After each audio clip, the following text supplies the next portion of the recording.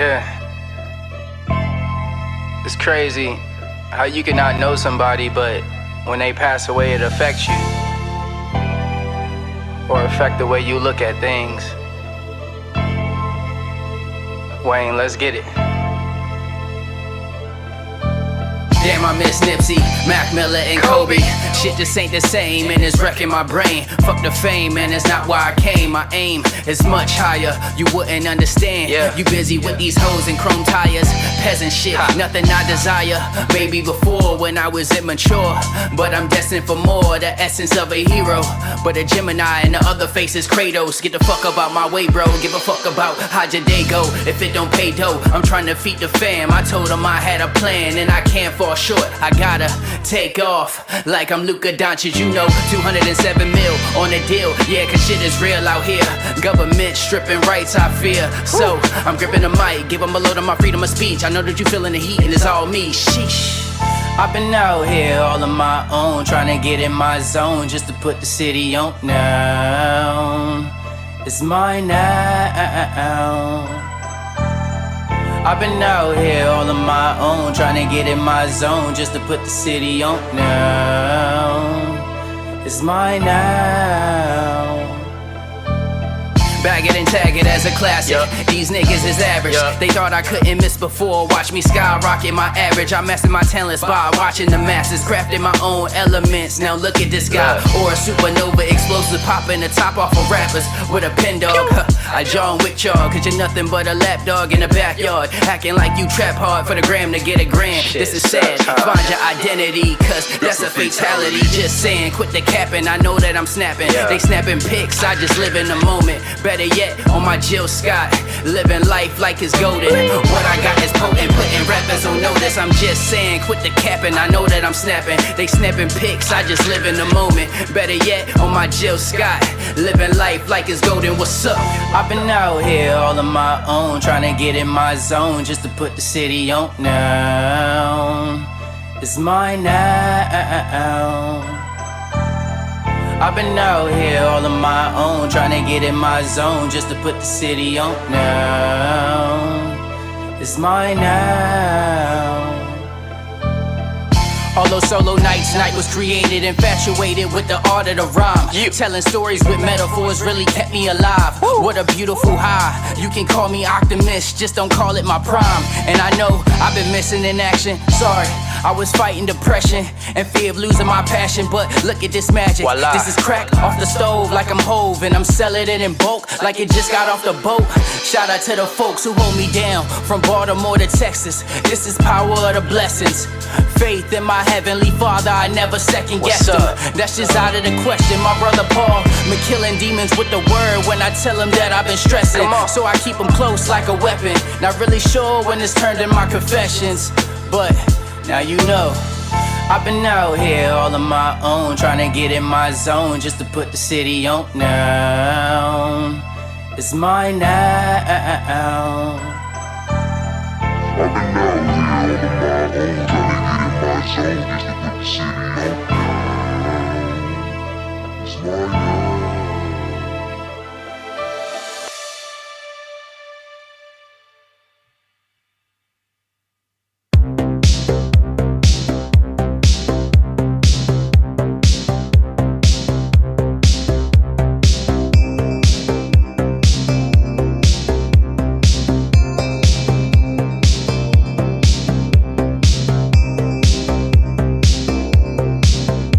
Huh?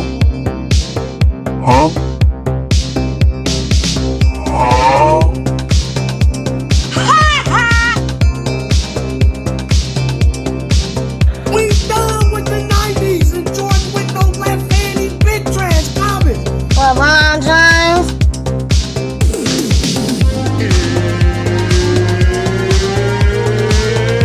Stupid.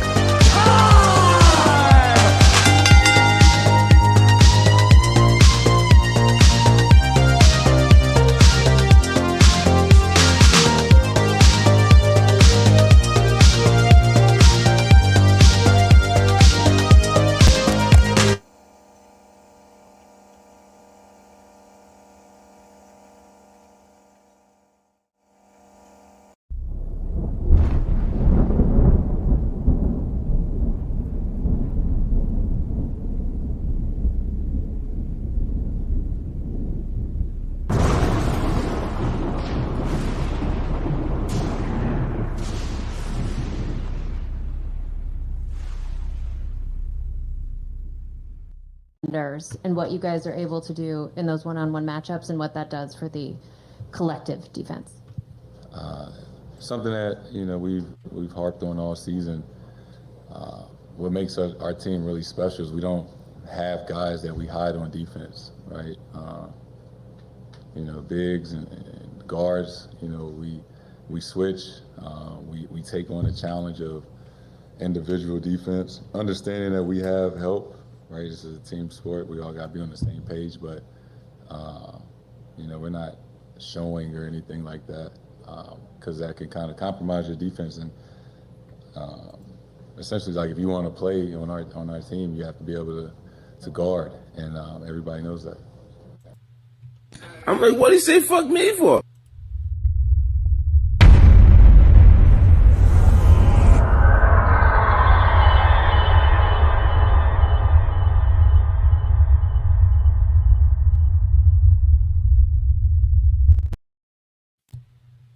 What's up?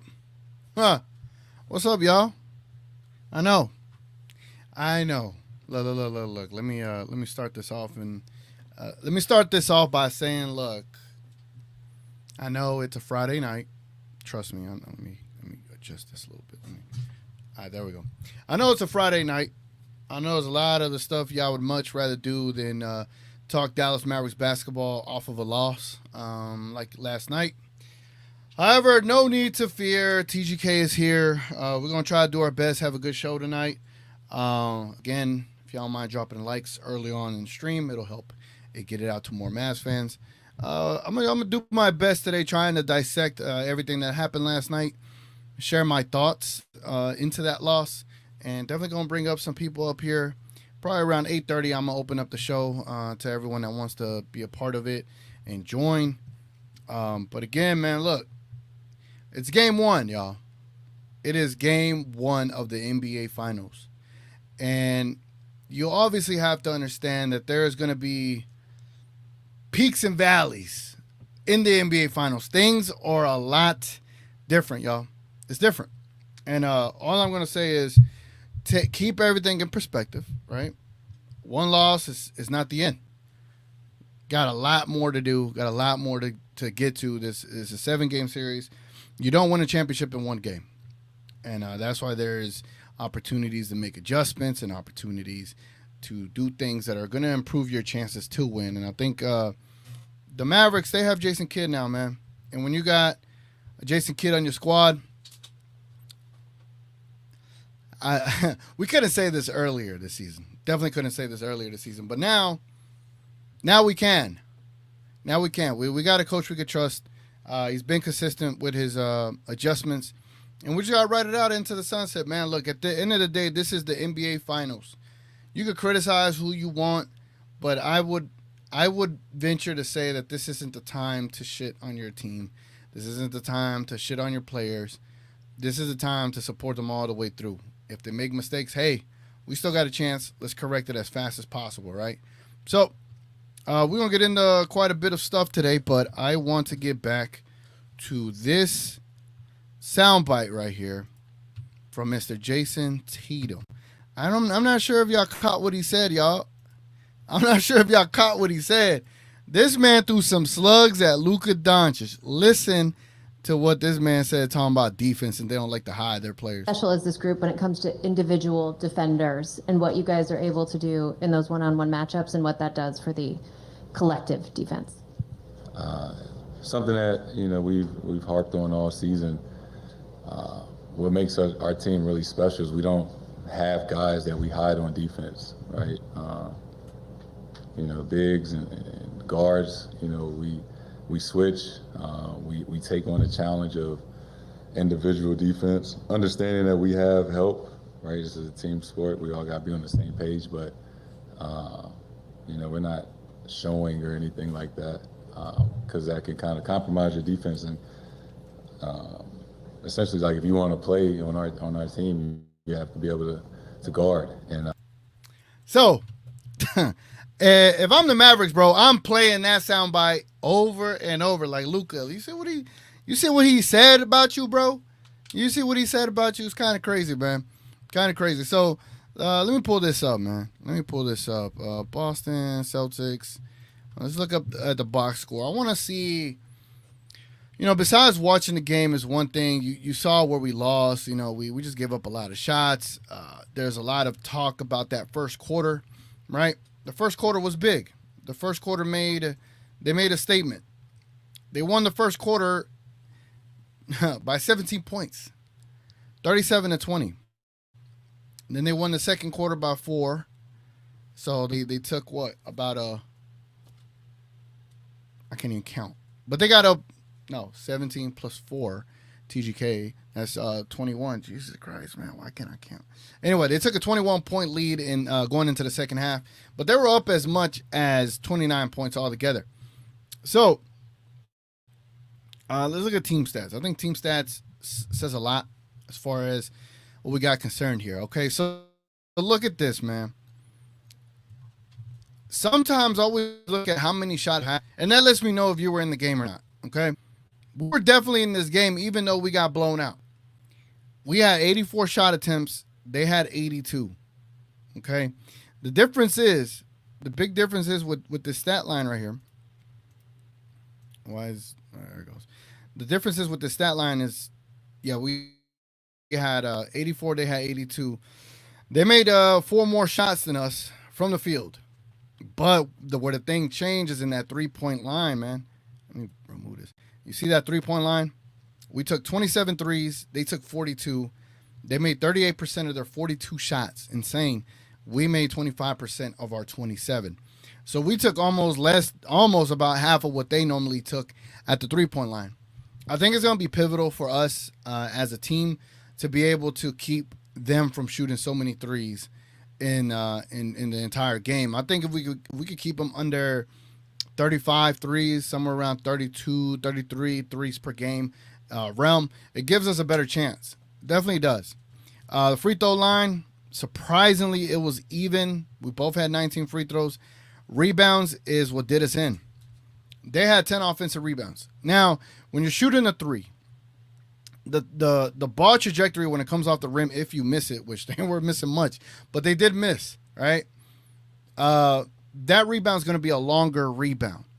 So for us, we really need to not only limit their threes, but understand the rebound trajectory and the way the ball is going to bounce off the rim on a 3-point shot. It is going to be a longer rebound.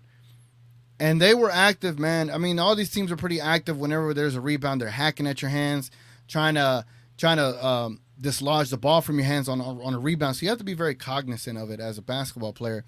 And the fact that they had 10 offensive rebounds, I feel like they got like 4 of them in one possession. So those are second chance opportunities right there, second chance opportunities. And for sure, for the most part, on most of their offensive rebounds, they had a shot that came with it.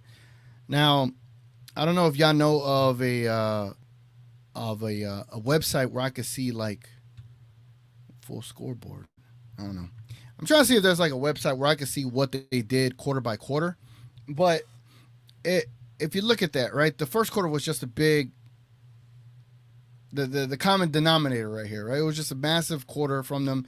And we beat them in the second half. People could say, oh, they took the foot off the gas. I wouldn't say they did in the third quarter. I think in the third quarter, the Mavericks did a better job. It's just that first quarter, man. That first quarter was able to keep them afloat. And whenever they went on their run, they just kept it close. It's not like they beat us in the second half. So I think we found something in the second half for sure. What exactly? I'm not sure because I was at a watch party. And so when you're watching a game with friends, you're paying attention as much as you can pay attention to it, but you're really like all in your emotions. Again, they had 47 rebounds to our 43. So that's a big thing right there. You have to out-rebound this team. And when they miss, you have to get rebounds. You have to. You have to. You cannot let them match you in offensive rebounds. That just should be the key moving forward. All right, let's move forward now, right? Assist. 23 to our 9. That is insane, bro. That is insane. Now, I know that there's a lot of talk about hold on, excuse me. I'm trying to hold a sneeze, y'all. Hold on. This normally never happens. I don't know what to do. All right, so there's a lot of talk as to like why the Mavericks only had 9 assists, and I think we know why. And I think we need to give the Mavericks a little bit of grace in the sense. Oh, let me make this smaller. There we go. There we go. I do think we need to give the Mavericks a little bit of grace, y'all. This is the first NBA Finals game for 97% of the team, you know, as far as the player is concerned. Kyrie has finals experience. I'm not sure if Markieff does. I'm not sure if Derek Jones does. But the rest of the guys, I know for damn sure they don't have any finals experience. So with that being said, man, we need to give the guys some grace. Jason Kidd, he does have finals experience as an assistant coach, but not as a head coach, right? And everybody else on our coaching staff doesn't have finals experience either. So we have to give this team grace for the first game. After that, like, all right, y'all got your ass beat. Y'all did great after the first quarter, but now just play basketball. Kind of like what Jason Kidd was alluding to. Like, hey, guys, it's just basketball. And I appreciated that perspective from Kidd because, again, he is a player's coach and he is thinking from a player's perspective while trying to keep them and, you know, give them the answers, as he says. So game one, and maybe this is like a coping mechanism, right, in a way. But also I think this is the best way to look at it. You got blitzed in the first quarter. KP had his moment. I'm not sure KP could do that again. If he does, hey, congratulations to you, KP. I'll be singing your praises if y'all end up winning the series, right? But I don't know if he could pull that off again. Like, I've never seen KP play like that, ever. And I don't think anyone expected it. I know that's the ongoing narrative, but if you're being honest with yourself, you know damn well no one expected that. So back to my point. Giving the Mavericks some grace, y'all. I know a lot of us overreacted last night. I know we're still overreacting. And I feel like a majority of us aren't overreacting, but I know there is some trepidation when it comes to the Dallas Mavericks right now. So I would just say give this squad some grace. The shots weren't going to go down because they were obviously nervous. The adrenaline was running. Luka asked to be taken out of the game early in the game. Like, when does that ever happen? The adrenaline was different in that first game. But I think they settled in the second half, and that is something you could pull from and look at it as a positive, y'all. We're going to be positive tonight, all right? Again, they had 23 assists to our 9. I do think there's a bit of an adjustment that we need to make. Like, at this point, we need to either play those passing lanes, because when they're driving to the lane and they know a second man is coming, they're kicking it. So we just need to be a little bit smarter with our trajectory and the way we try to meet them at the basket. Sometimes you could decoy them, fake them out, right? Fake like you're actually going to go towards them at the basket and play the passing lane. We're going to have to start thinking ahead. We're going to have to start taking a couple of risks here and there. But you're going to have to play these passing lanes. They are very, very good. They have good chemistry at these passing lanes when they're driving and kicking. They want to take a 3. They don't want to take a 2. I will say if Jason Tatum has the ball, just let him run. Let him shoot it. Let him go one-on-one and let him shoot it, you know? But no, 23 assists off of a lot of passes, man, a lot of threes, a lot of driving kicks. That's what they got. They got their assists. And our guys, we couldn't knock down our shots. So that was part of our issues too, right? We shot 25.3%, 25.9% from 3, y'all. All right, what else? What else are we dissecting? Steals, we had 8 to their 6, so good effort on that end defensively. However, those blocks, y'all, the blocks are crazy. 9 blocks to our 1. That means they blocked 8 more shot attempts than we blocked of theirs, right? So if you look at 8 shot attempts that they blocked, what's 8 minus 84? 72. That means we only had 72 shot attempts. 72. You know what I'm saying? We had 72 shot attempts. Well, technically, yes, we had 84. I get it, but we got blocked, y'all. No, what up? Yeah, I'm counting it right. You know, hold on. 80. No, I'm counting it wrong. 76. 76, y'all. My bad. 76 shot attempts. So, again, that's 8 more shot attempts that we could have had, minus the one we took away from them. Now, let's say let's say they only got 4 blocks on you, right? Out of the 9. That's 5 more shot attempts you would have had. Now, are those 5 shot attempts going to keep you in this game? You probably make 2 out of those 5. Max is 2 threes, right? 6 gets you to 95 to 107. So, no, that's not a big difference there. The biggest difference is the discrepancy in the amount of threes that they made. But the blocks are definitely a negative for you in your shot attempt amounts. Turnovers, it was almost about the same, 11 to 14. It's not that big of a deal there. Fast break points, 10 to 6, not that big of a difference. Paint points, however, we did good. We did good attacking the paint. We did very good attacking the paint. That is, all right, not very good, right? We had moments, but there is something from Kyrie Mavs that I want to show y'all. Kyrie Mavs posted something today that I was thinking about all day today. I was like, man, I think we might have to do like a 3-guard lineup, you know? And I know that sounds crazy. Let me see. Where is it at? Here we go. Let me show y'all this, man. Again, there's some great analysis here. And I want to share it with y'all. Y'all know Kyrie Mavs was on the show last week. And so on this post, he talks about... Oh, hold on. He talks about... took a minute to point out why I think Hardy and Exum are better suited for this series than DJJ. Mavs really wanted to stick to the identity in Game 1, but they're in a nightmare matchup. So that identity is going to have to change. This isn't OKC. You're not bending Boston to your game plan. Smart play design, making KP defend an off-ball screen, and Kyrie Irving gets a bucket. All right, let's check it out. Derek Jones Jr. So let me redo this. There we go. So, again, I was thinking about this earlier today. I was like, man, we might have to run 3-guard lineups. And Jericho, take it from here, dogs. All right. Porzingis just checked in. I want to point out one thing here before I get into the play. Derek Jones Jr. being on the floor is who they're putting Porzingis and Horford on. So, in my opinion, I would have taken Derek Jones Jr. out and put a shooter on the floor. If you wanted a shooter who could offer more defense, I would probably put Exum out there.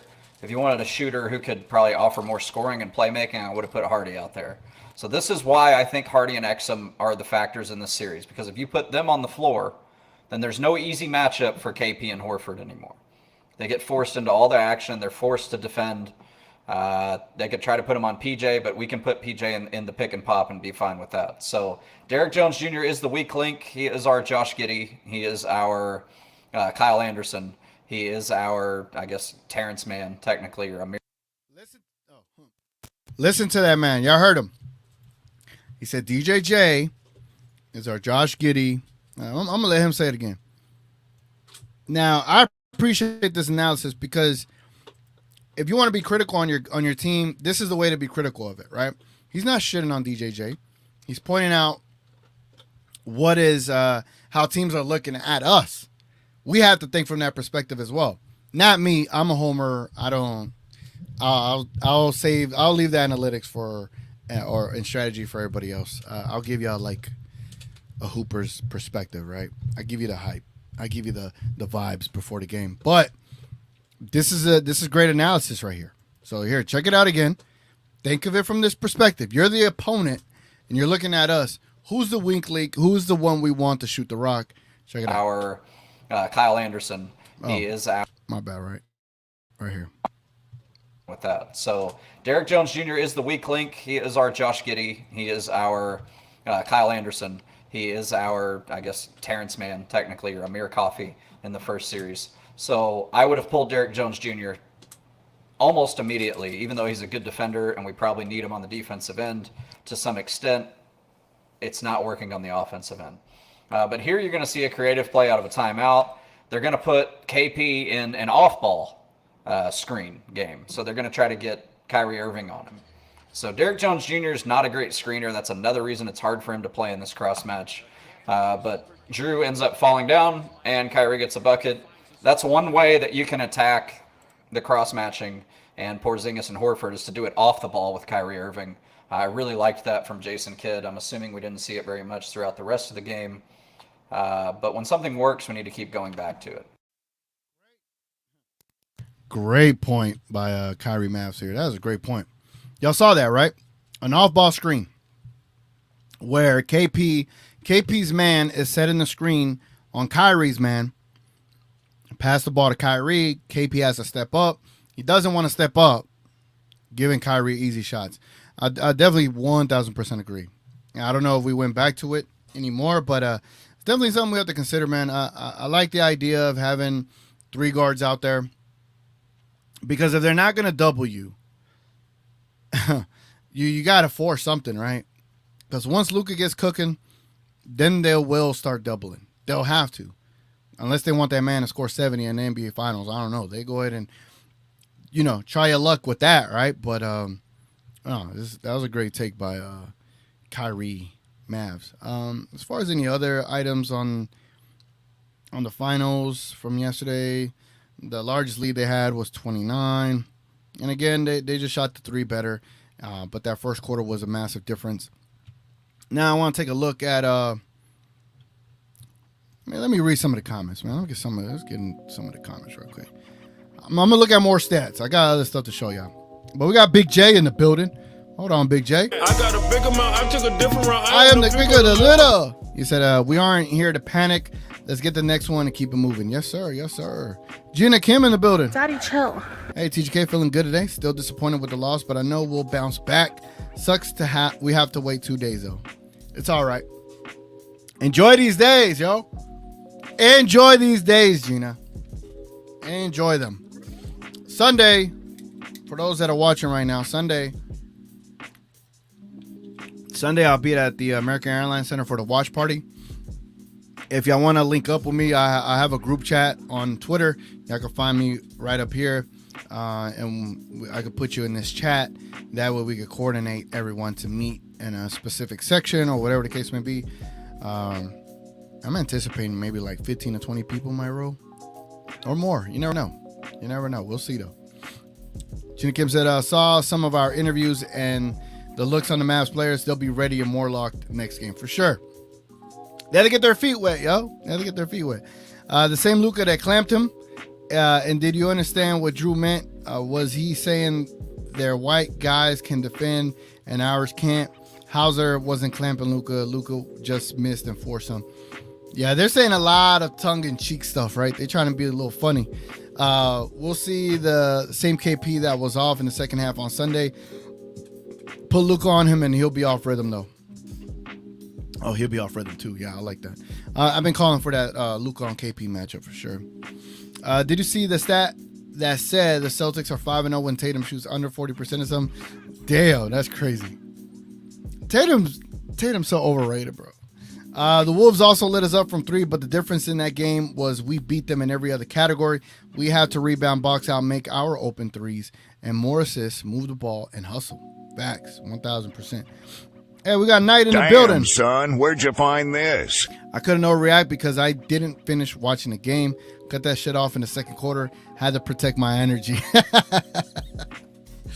Damn.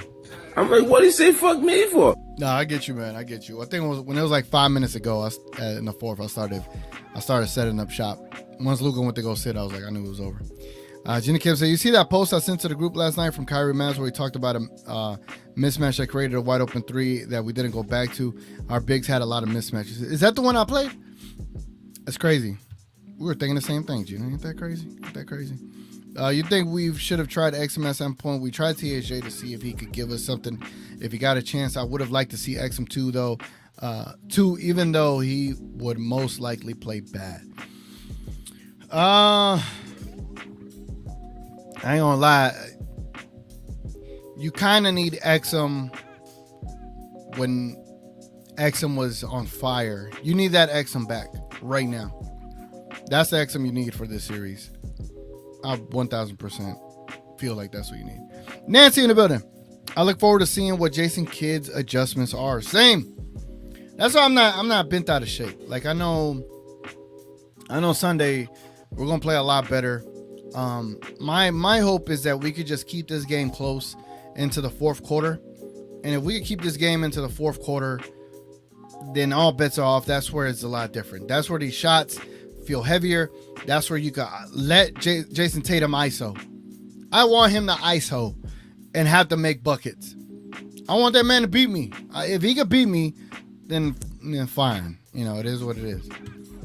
Stick says I need sleep. Look, in 5 minutes, I'm going to open the show, bro. In 5 minutes, I'm going to open the show. And if y'all haven't hit the like button, man, y'all hit the like button. I see we got 17 likes. Appreciate y'all. If y'all don't mind getting this up to 34 likes, like all the 34 viewers in here, goes a long way, man. I don't like asking for likes. This is just part of YouTube. But again, if I'm trying to grow this show, I got to ask for likes. So if y'all don't mind, hit the like button, y'all. Daniel in the building says, I just don't like the false narratives in these finals. I personally believe that we can win game 2, but I just want to hit our shots and start making free throws. Yeah, I didn't watch too much ESPN today. I only listened to who I wanted to listen to. Like I listened to We Talk Mavs this morning. That was fun. You know, it's always fun listening to the homies on a Friday morning. Who else I listened to? I forgot who else I listened to. I didn't listen to much. I really just reviewed post-game interviews and things like that, but I don't want to hear what anybody else says, to be honest. Because I already know what the narratives are going to be. Because, you know, if the Mavericks won, this is what it would have been like. If the Mavericks won, nobody would have praised the Mavericks. They would have said, oh, the sky's falling for Boston. I guarantee you today, they were glazing Boston. They were glazing Tatum's performance or lack thereof. And then they were like, oh, is the sky falling for the Mavericks, right? It's just always funny. Like, you already know what they do, bro. I haven't watched any of the national media, but from what I've seen so far, the reactions are Mavs will get swept and all this other nonsense. Nick Wright and Broussard also said, don't panic. Yeah, don't. It's too soon. It's too soon to panic. If you go down 3-0, then that's when you panic. If you lose Sunday, it's still... To me, you still shouldn't panic. I mean, it's road games, right? You have to protect home court after that. And if you don't protect home court, then it's panic time. But it's not. Every game is a must win. But am I going to panic? No. But every game is must win. Icon has. Good game. Mavs sandbagged in game 1. Yeah, they kind of did, dogs. They kind of did. Hey, my guy Tyler in the building. Why say I'm not top subscriber? I don't know, man. I don't know. I only know what I know. I don't know if it's supposed to say that, right? I'm not sure, but appreciate you being here, my guy. Appreciate the $2 super chat. Hey, we got Master Fame in the building. What's up? Because shit's going good, right? So write some positive shit. Y'all like that Mavs logo emoji? I like it too, man. I like it too. He says, what's up, homie? What's up, bro? Daniel says, I didn't watch the media today either, but opposing fans are calling us Mavericks fans out, saying that we don't have enough to beat the high-power Celtics, and I can't stand that. Hey, that's fine. Look, just bookmark it, save the video. Protect your energy, man. Let me stop the music. All Mavs fans out here, all right? We got this far. Believe it in our team. And right now ain't the time to allow the negativity of the Celtics to seep into your mentality. Protect the energy, man. Protect the energy. We've been here before. We've lost game 1s before. We were down 15 points in game 2 before a comeback with 7 minutes to go before. It's not over, y'all. It's not over. There's been games where the Cleveland Cavaliers, I believe, lost the first 2 games with a combined score of 40 points and came back to win the series. It happens, man. It happens. So just keep your whereabouts with you, man. Don't let this phase you. And Sunday should be a better result. 1,000% Sunday should be a better result. Gina Kim says, I feel like Kai might be in his head because last night he said he's 0-11 against them. Like, yeah, and so it doesn't matter. Just play a game and help Luka out. Don't care about the past. Only now. Facts. And I know Nancy asked me to look into the whole why is Kyrie Irving holding that basketball. I don't know if y'all saw it. Like, he took the basketball to the PJ. He took the basketball to the presser. I think it's more like a how would I say, like a respect the basketball gods kind of deal. I like it. I think it's cool. I think he's just like getting a feel for the ball, right? It's an NBA Finals ball. I think the more you're associated with it, the more you get comfortable with it. It might be one of those superstitious things for him, but I like it though. I like it. All right, y'all. It is time to open up the Midnight Mavness Luka Lounge.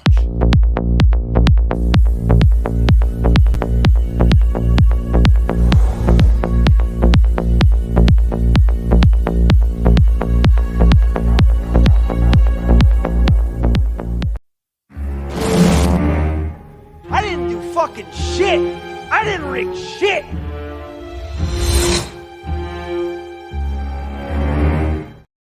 Hey, we got Sticks in the building. I just asked you a question. And I'm giving you a fucking answer. What's up, Sticks? How you doing, bro? Dude, I'm fucking tired. That's what. Dude, I drove all that Florida driving, then like every appointment I'm having to make up. I'm so tired right now. Oh, I did over 300 miles inside DFW today. damn. And I had to go out and eat in between for my appointments. I'm tired. Yeah, hell no, man. That is a lot No, of I'm driving. sleepy. Yeah, Mavs ain't bitches, so I ain't worried though. let me bring in the other guest up in here. We got Richard Case. What up, Richard? What's up, man? We also got Knight in the building. What's up, Knight? You muted, but what's up? Oh, my bad. Good. We got Knight. If y'all don't know, that is the artist behind the intro song "City's Mine." Appreciate you being here, bro. So blurry. Yeah, fix your shit. And we also got Big J in the building. What's up, Big J? What's going on, man? Yeah, shit. Not much. Why does it look like Richard Case turned his camera on but just stuck it on the table so it's black? Oh yeah, that's exactly what I did. Then why'd you turn your camera on? I ain't hiding, bro. Spit the book strip shit out, man. We ain't all tech savvy. Yeah, we do what we had to do. Sticks. Get on. I mean, you could just turn the camera back off. Hey, look, I had to get Joe to show me how to get on damn Discord, all right?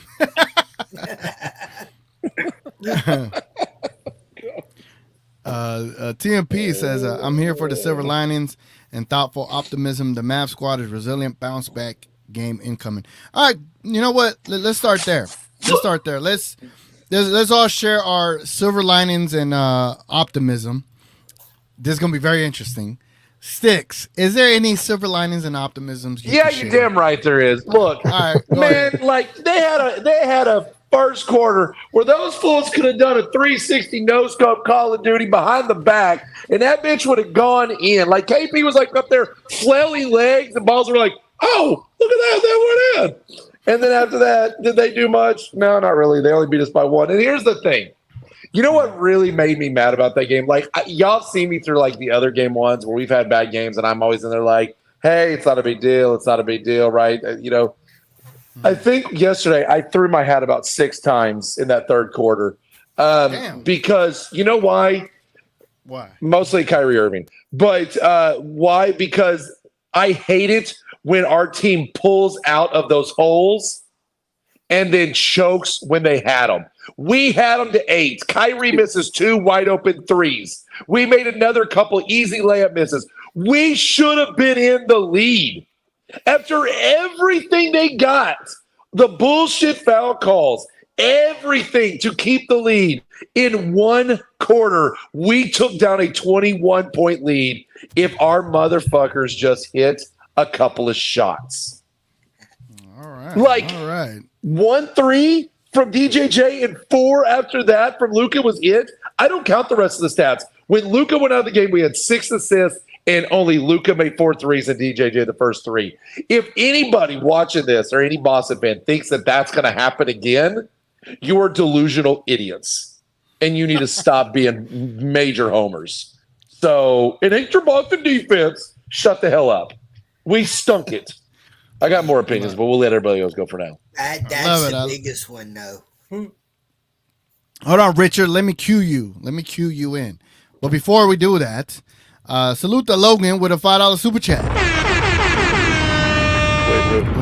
Let me play my radio sound bites. You know. Hold on, Sticks. Let me. I know, my bad. Let bad. me run the show. I had to call somebody out something. Oh, we used to wait to our lives. They just let us do it the hell we want. That is true. Read your comment, then I'll call out something. Now, let me just get the super chat. We'll get back to just doing whatever we want to do. Luka will figure this team out eventually. 7 games is a lot of basketball. Kyrie ain't shooting that horrible again, and Lively will come to life. That Kyrie statement, I ain't gonna lie. He's been off and on a lot these playoffs. So my hope is that that's the last time we see that kind of performance out of Kyrie in the finals. But appreciate you, Logan. Appreciate you. And yes, it is a 7-game series. We got so much basketball left, man. Y'all just need to appreciate the moments in these days in between. And Tyler is officially a member of the TGK. Yeah, that's what I was going to call out because he asked why he wasn't a top subscriber. And then I just saw that he just subscribed. That's why you ain't a top one, Tyler. I feel like it's a different YouTube channel that he's using there, but we'll see. I just had to talk some shit. Yeah. All right, Richard. Now, go ahead and give me your silver linings and optimism from Game 1. One simple, quick one first, an explanation, TGK, for those of y'all that ain't old enough to know. The basketball thing, him carrying it around, is a good thing. It might not pay off for this year, but it definitely 100% will pay off for next year. Back in the day when you was in high school, you'd hear some, flashing you football, basketball player talking smack, and then you'd see him walking around school with ball in his hand. The objective was for him to make it through the day with the ball in his hands. Anybody that brought the coach the ball but him, he run his ass off. The next day, he kept a hold to that ball. So all those balls that Gafford is butterfingering, that'll break him with that. And that is 100% Jason Kidd. That's the old man coaching trick. That's Jason Kidd, and I'm impressed by it. All right. I love the optimism. Love the optimism. Salute the money line Mavs. We got money line Mavs in the building, and we also got TMP in the building as well, man. Look at that. We got a full cast up in here. So let me readjust everything here. There we go. Hey, who breathing? Hold on. Let me get y'all. Damn. Damn, I just went on a 25-mile run or something and hopped on here. Look, like I be hearing y'all so close in my ears, man. I hear everything. I don't know. The real thing is he just sat down. All right, Big J, if there's any optimism and silver linings, man, go ahead and shoot what you got, man. Oh man, I think once again they're not going to come out on fire like that again. Porzingis is not going to be nearly perfect from the field in the first half like he was. All that, like I said, he came out with all that energy and hype going all world, and the rest of the team, like you said, like Sticks said, they were shooting fall away, threes in the crowds. That ain't gonna happen again, And you saw that they calmed down in the second half. I put in a note in before we joined that this is all your fault that we lost anyway, because you was at the watch party and you did not go in the bathroom at halftime and do what you were supposed to do. You know what I'm saying? I don't care where you at. I don't care where you at. You got to go in the bathroom and handle up at halftime, man. You know what I'm saying? Whoa, we're at AC Sunday, BJ. I am not seeing him go to the bathroom while we're all at the watch. No, sir. You got to figure it out. I don't care. That man comes out looking like he took a shower while we're at the AC. We got problems. And what's crazy, without knowing what you actually talking about, that sounds wild. Yeah, but if it gets us a win, he better scrub it down. Oh, no. I'm trying to think of how I could do this. He thinking about it, Sue. No, you are not trying to figure out how you could do this. He said. I mean, sad part is he ain't the only one go trying into the bathroom and do what you do. I was like, what? Look at the panel up there. Everybody's thinking about it. Hey, man. At all costs, go get the Larry O'Brien. That's it. Right, Tyler. That is right. Jesus. Take pictures let, with fans in the bathroom. Explain this one on the watch back. Oh yeah. Oh that, god. That would be a crazy watch party for sure. Knight, go ahead and let me know. You can either give us silver linings or just your overall thoughts of this game, bro. Go ahead. All right. Because I did tell you I cut the game off at the second quarter. I'm being dead. Hey, bro. at least you're honest. At least you're honest, bro. That shit. No, because they was driving me crazy. The last straw was when I saw fucking Josh Green switch with Lively on KP. I was like, all right, bro, this is the fourth time this shit happened. Like, how? Like, are y'all gonna learn from this mistake at all? And I was like, I just can't watch this anymore. I gotta protect my energy. But silver lining is what's funny because I'm about to bring up that exact situation. Is my silver lining? Josh Green was almost holding KP. That is fucking insane. Kyrie, very uncharacteristic.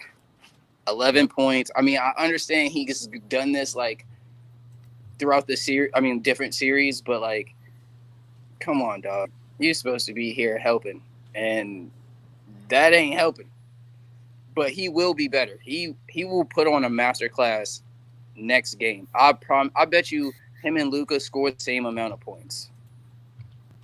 Like, we're going to get an 80-point game.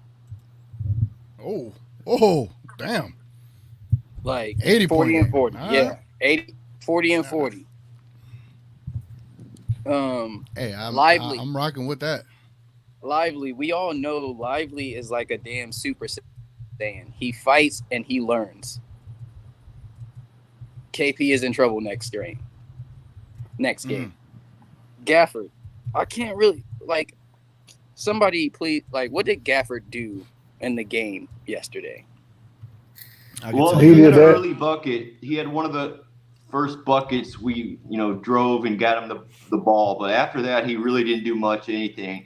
And they're already saying that you really can't play him in this series, which is a little kind of far. Gafford had 8 points. Gafford had 8 points, 1 steal, 1 assist, 3 rebounds. He was 3 for 3 from the field and 2 for 2 from the free throw line. And all 3 of his rebounds were offensive rebounds. He will be better. All right. If you are the starting center on this team and you're getting outperformed by the rookie, even like Lively's game wasn't as good as it could be, but I feel like he did more than Gafford did. But Gafford will learn from this mistake too, and he's going to be better. It will be like regular season Gafford, and that's what we've been missing. Regular season Gafford. That man was running over everybody. Yep. Agreed. Tyler, I know you're about to be on this Lakers podcast. We're looking forward to it. No, man. But let me know we're done. Oh, when's it dropping? Tomorrow, I'll let you know when I know more. All right, bet. So what you got, man? What's your silver linings? What's your optimism going into game 2? Man, I think you could agree that I've been one of the most optimistic people as far as the whole outlook, sticking with my guys, believing in them till the end. And that has not changed, TGK. But we are facing a damn good opponent. And if we don't understand that for 48 minutes of basketball, and I mean 48 minutes, not just the shots going up, I mean between the sideline to sideline, baseline to baseline, they got every loose ball. We shouldn't be late to lose balls. And another thing, Kyrie and PJ, they went 0 from 9 for 3. We shot 26% from 3 again. TGK, I got on your show last week after game 1 of the Minnesota series. We shot 26% in that series, game 1. So there is some stuff to really, still be optimistic about. But this is the NBA Finals. We can't sugarcoat this shit. We got to play, or we're gonna get swept. Oh. Whoa, Oh, what happened to the optimism? What happened to the silver linings? Yo, Tyler, yo. Silver linings. TMP, take it over, man. Okay. Let's talk about this because you know I have money on us to win the title. You know I have bets with the Celtics fans. It's almost like a healthy reverence for your opponent, right? Because if we look from 1 to 10, are they not the better team, TGK? 1 to 10. That's the ongoing narrative. I would say 1 to 5. They have the better roster. Well, the only reason I'm saying that that here now they look, the only reason I'm saying that is because we're gonna have to do more with less. We're gonna have to be very, very efficient on offense. We're gonna have to not turn the ball over. We're gonna have to, Kyrie. I love Kyrie, and I know he's gonna bounce back.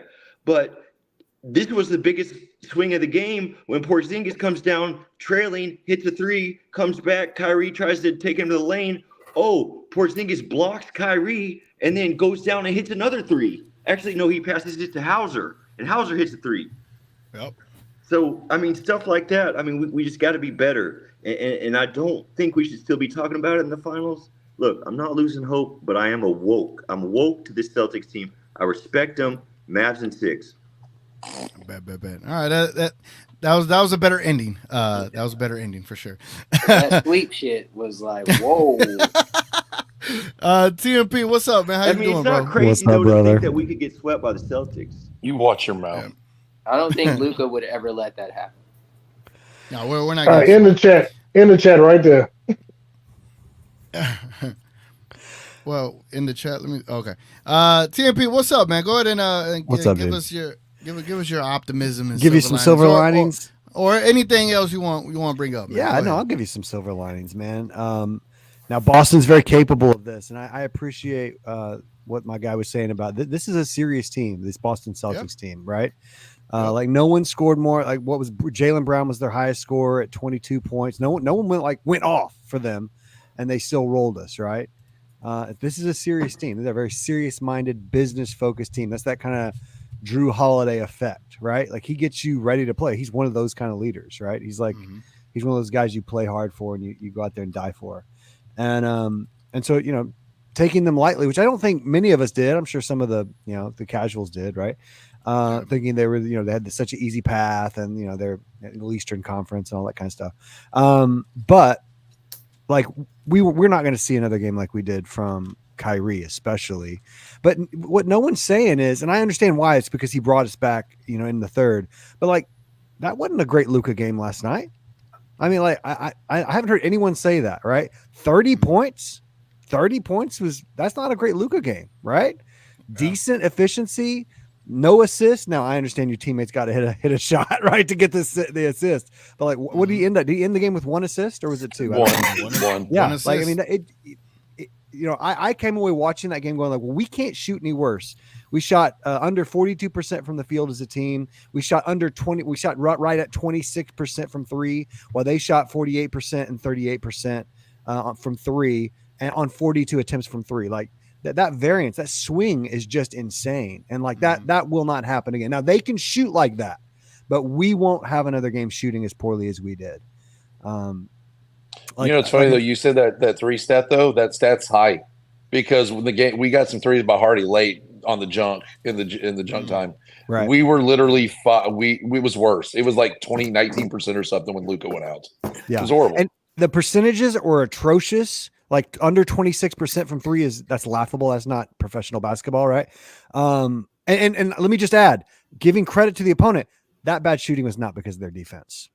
That was because our guys were tightening it up. There was a whole lot of game 1 of the finals lack of experience jitters is what I was seeing. Like now they're a good defensive team, but their defense didn't cause that number from the Mavs, right? That number was caused because our guys were feeling that their sphincters tighten, right? It was here I am in the finals, everyone's watching, and here I am shooting a shot in the finals. You mean their defense didn't stop 2 wide open threes from Kyrie missing? No. Absolutely. Yeah, absolutely. Yeah. And so shooting under 26% from three, but also notice the number of shots. Like we shot 27, they shot 42. Now they are going to shoot more threes than anyone in the world, right? They're going to shoot those threes. They're going to get that ball up. I'm really interested to see, so some silver linings. I'm really interested to see what happens with Gafford, because Gafford is awesome against when he's playing defense against an offense that doesn't really put you in multiple sets of rotations, right? Like if he makes one rotation, he's pretty solid at that. But you start putting him in 2 and 3 sets of rotations, and that's where his defense kind of lags historically, at least from my observations. That's one of those examples of where Lively is just like incredibly advanced for a 20-year-old NBA player. Like he already gets these rotations so much more naturally than Gafford. And so I'm watching Gafford's minutes, because I was saying this last night online. I was saying in our stream, but just that you cannot convince me that we don't have potentially at least easy bucket after easy bucket after easy bucket down low. When they're doing these cross matches and Drew Holiday ends up on Daniel Gafford down low, like you can't tell me that at the very least, we could be getting Drew Holiday in foul trouble early, right? Like I know Gafford's not a free throw shooter, Lively's not a free throw shooter, but at the very least, if they're just aggressive and not dumb, they're going to either be scoring easy buckets or getting fouled. And so like I time after time after time, I was watching the play happen, and I'm like, why don't we just throw it to Gafford? Why don't we just throw it to Lively? And because there were just so many times where they were kind of single covered by a small guard down low, and those guys are good. Like White and Holiday are great defenders. But like when you're a foot taller than the guy and you're 2 to 3 feet from the rim, you as a big man should have enough pride to go, at the very least, I'm going to make him foul me. And the Mavs weren't even trying that a lot. I know it's a bang bang kind of decision and a bang bang kind of play because they do rotate and recover quickly. But there was a whole lot of meat on the bone for the Mavericks last night. A whole lot. Hey, Before anybody says it, hey yo, you already know what people want to say. Let me just get to that. Oh, what's up? I have a question for you, brother. What's up, bro? What adjustments do you think we can make, and what part of the game do you think that they're better than us in, and that we have to still adjust in other areas? Like what, it's not just going to be a completely different game, right? I anticipate us having a lot more energy. Kyrie, just like he said, TNP brought up a good point. Kyrie's going to come out hungry. He's going to come out aggressive. But like for 4 quarters, how are we going to end up on top? That's what I want to know. I just think they need to do what they did in late in the second quarter and in the second half.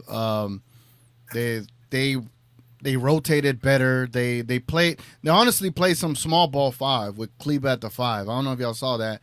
They played it. They tried it. I think I wouldn't say go back to it, but just keep Lively out there as much as you can. I guess mix Kleba in there, but with PJ. But I think they do need to start implementing a third guard. That way it just ain't on Luka and Kyrie having to go one-on-one against these guys. And again, to what Kyrie Mavs was showing on Twitter, those all-ball screens, against the big where you could get a cross matchup between Kyrie and KP or Kyrie and a Horford. You need to get, as you could tell, Kyrie's older now. He's 32. The speed and explosion isn't going to be what 26, 25-year-old Kyrie was. So expecting him to beat a White, a Drew, a Brown off the dribble every single time is just unrealistic, if we're being realistic.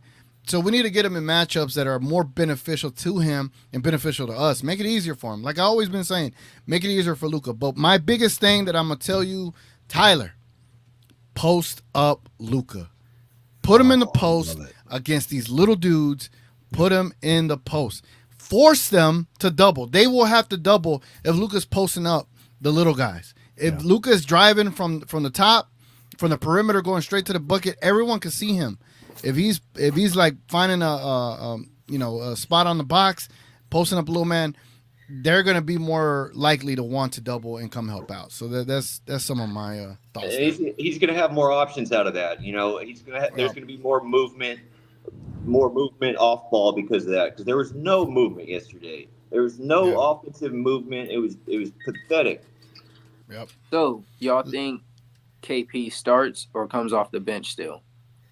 Nah, he's still gonna come off the bench. I think he's on minutes restriction. I think he's gonna come off the bench. If I'm the Celtics, why would I change anything I did from game 1?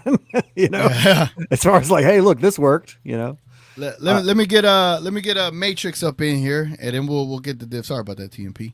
Let me just introduce these folks to the show. Matrix, what's up, man? I think it's my first time hearing from you on here. Yeah, I appreciate it, and I support your program. Wonderful. I love these sports conversations and debates. And it's a quiz or quizmatics. You guys can just call me Quiz. Make it easy for you guys. Hopefully you guys can bear with me a little bit. I have a few things I want to talk about this game. So first, coming into this particular final series, I want to talk about Kyrie a little bit because I think that people get so enamored by Kyrie and they mythologize this guy a little bit too much. Kyrie is a superstar. I think everybody can agree on that. All right. And he's not a superstar because he's a phenomenal defender. He's a superstar because he is a scorer. All right. And I'll be honest with you. Let's go back to the last time Kyrie Irving played against this Celtics team in the playoffs. I'm not sure if anybody remembers, but he got swept. And he not only put up one, but he put up 2 stinkers with 11 points. This season in the postseason, we've seen Kyrie put up 9 points multiple times. We've seen him put up 12 points a couple of times. And I'm always baffled because it seems like nobody is ever willing to call out the fact that Kyrie goes into these sluggish, offensive, lackadaisical, non-energetic modes. Now, I'm not here to criticize him, but I'm bringing him up because one of the things I felt as though needed to happen in this particular season, in this particular game, is he needs to be motivated going into Boston, knowing the last time he saw them, he got swept, knowing the last time he saw them, he put up not one, but 2 11-point games and was not much help to KD. Kyrie has to help. In this game, what I saw, Luka didn't have, I've never seen Luka only have 1 assist. But I think that it says something about the Mavericks in this game against Boston. Yeah. And I do think that Boston has a team that's been assembled to be a championship team. I think that not only do they have the best, not only do I think they have a better team from top 5, I think they have a better team from top 6, including Porzingis and Al Horford, who's been here before. The thing is, Luka cannot do this all by himself. And Luka ain't a perfect player either, but you guys got to help him. Let's take a look all around in this game. Porzingis looked huge. Do I think Porzingis is going to play like that again? I mean, Porzingis had 18 points in the first half. After the game, to me, got out of hand after Derek White in the first quarter hit those 2 back-to-back threes. Remember that? And then after that, I think there was a timeout, and then they brought Porzingis in, and Porzingis went crazy on both sides of the court. Jaylen Brown went crazy on both sides of the court. Well, at least especially on defense. But, I mean, some of that stuff, I mean, the game was pretty much over. But these guys have to help Luka, all right? Kyrie has to be more aggressive. I know Kyrie likes to burn all the sage and stuff. Somebody needs to roll over or something like that. We need an angry Kyrie. Let's be serious. The next thing, Derek Lively got into foul trouble. I think that hurt him a lot. Now let's get to the silver linings here, because I'm just bringing up the Kyrie thing because I know that they need Kyrie to help. I'll be honest with you. He hasn't been playing spectacular. I mean, he had a couple of good games here and there. I'm not going to say Kyrie hasn't helped, but real talk, Kyrie has been a little bit anemic in some of these games in this postseason and been getting a pass for it. We need Kyrie to be offensively aggressive. We need Kyrie to do what a star is supposed to do. 15 points is not acceptable for Kyrie. He needs to be at least 20 or better. At the very least, he's a perfectly capable and competent person of doing this. But they need help. And the silver lining is the Mavericks were down by like 30 in that game. Like 30. And they came back in the third quarter and they had it within 8. And that was on Luka going crazy. Let's be honest. Luka put him on his back for a minute and got him there. I think that Jason Kidd could have called the timeout, paid a little bit better attention to taking care of the basketball. Luka even had a couple of stupid turnovers. I mean, him getting picked by Jaylen Brown in the open court. Go back to being regular point guard. You know better than that. Keep the ball between. There was no reason for you to cross over before you cross half court. Like, just don't do it again. Because I think that's the advantage to the Celtics. They have multiple dudes who are good defenders, but they play defense differently. Jaylen Brown is going to take risks that Drew Holiday will rip you face up. Jaylen Brown will try to rip you if he sees you lacking off with your handle. So pay attention to those things. But you guys got to help. And the fact that they were not able to get any lobs going with KCP, I got to be honest with you. I mean, that's the best I ever seen him play in the postseason. He was incredible because he's usually kind of slow-footed and stuff like that. He was getting off-ball blocks and all kind of stuff like that. They need more movement. Those guys, Derek Lively, Daniel Gafford, PJ Washington, you guys need to move off the ball like you guys normally do. It shouldn't just be the person who's on KP. You guys got to get some slashers going in there. You got to get those alley-oops going. And I just don't think that the Mavericks going to play as bad. And then the greatest silver lining is that the Celtics will shoot themselves out of basketball games. And I don't think that I think that the Mavericks have a little bit more gutsy players in certain scenarios. So I don't think that the series is over by a lot, but they've got to come to play. I mean, everybody, they got to help Luka. Luka can't be the only person putting up a 30-point double-double. And that's just my take. I know that Kyrie can get better. We have to hold him accountable to playing better. Come on. We can't sit around and say a guy had 12 points who's your second leading scorer, you know what I mean, and act like this is a good game. I don't care. We can't sit around and make it like it's a kumbaya fest with Kyrie. Like, this is acceptable. Come on, man. But who did? Like that statement there, who did? I don't know anybody that was like, "That's still a good game out of Kyrie." Like, everybody's said that's a bad game. The whole postseason, you can't act like you haven't seen these guys acting like his 12-point game is. You guys are dealing. You guys are accepting that out of Kyrie, 12 and 11 points and 9 points. Come on, Kyrie. Come on. Well, in those 12 and 9-point games, he was giving you like 11 assists, 9 assists, and playing amazing defense. And he was playing real good defense in those games where. Just in one of those games, he gave you good defense. Luka's playing good defense. But I'm going to remind you, Kyrie is out there because he is an offensive nuclear weapon. Mm-hmm. Listen, let me put it to you like this.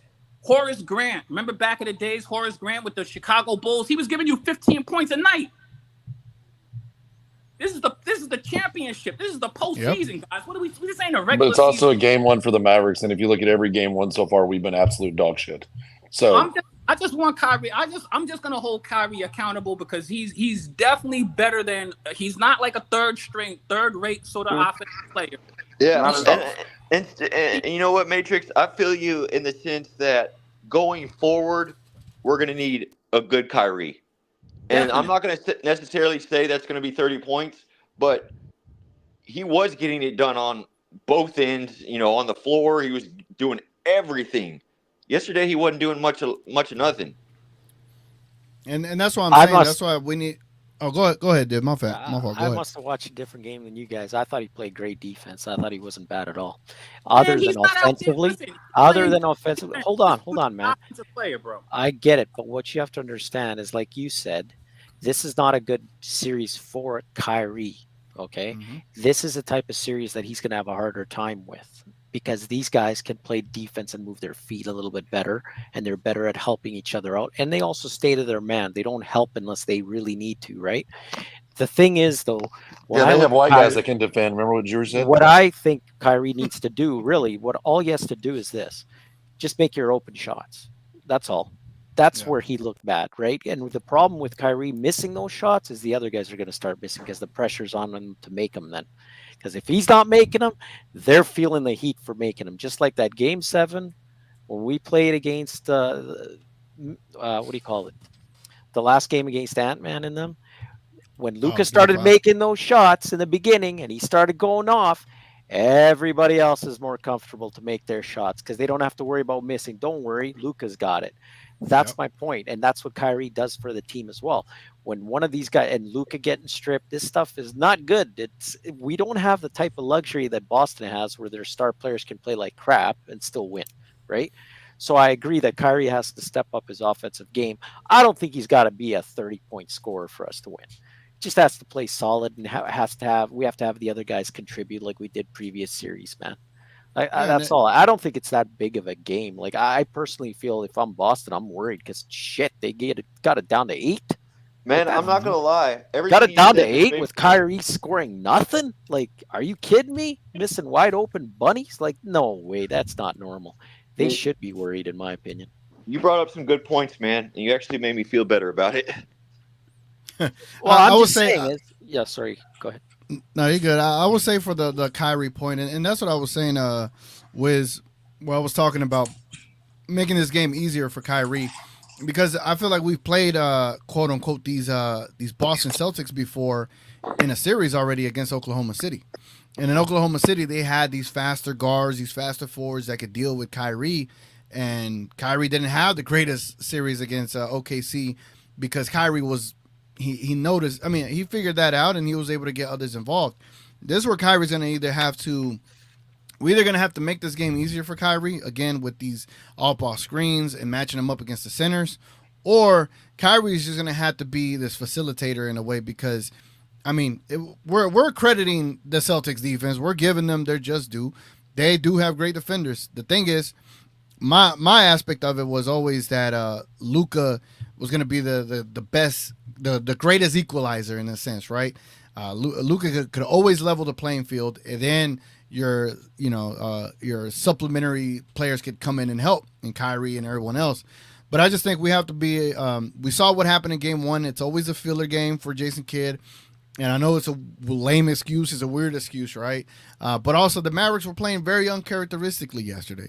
So for me, as long as Game 2 is going to tell me everything about how this series is going to go moving forward, because this is where the Mavericks need to be able to punch back, and if they cannot punch back properly, like if they lose in like a poor performance in Game 2, then I'm like, damn, all right, that's different. But if they end up playing better and you see a far better performance out of the team and they still find a way to barely lose, then you have a little more confidence because it's like, all right, they're figuring it out. So Game 2 is going to tell me a lot, but I get you. The man is making $43 million, right?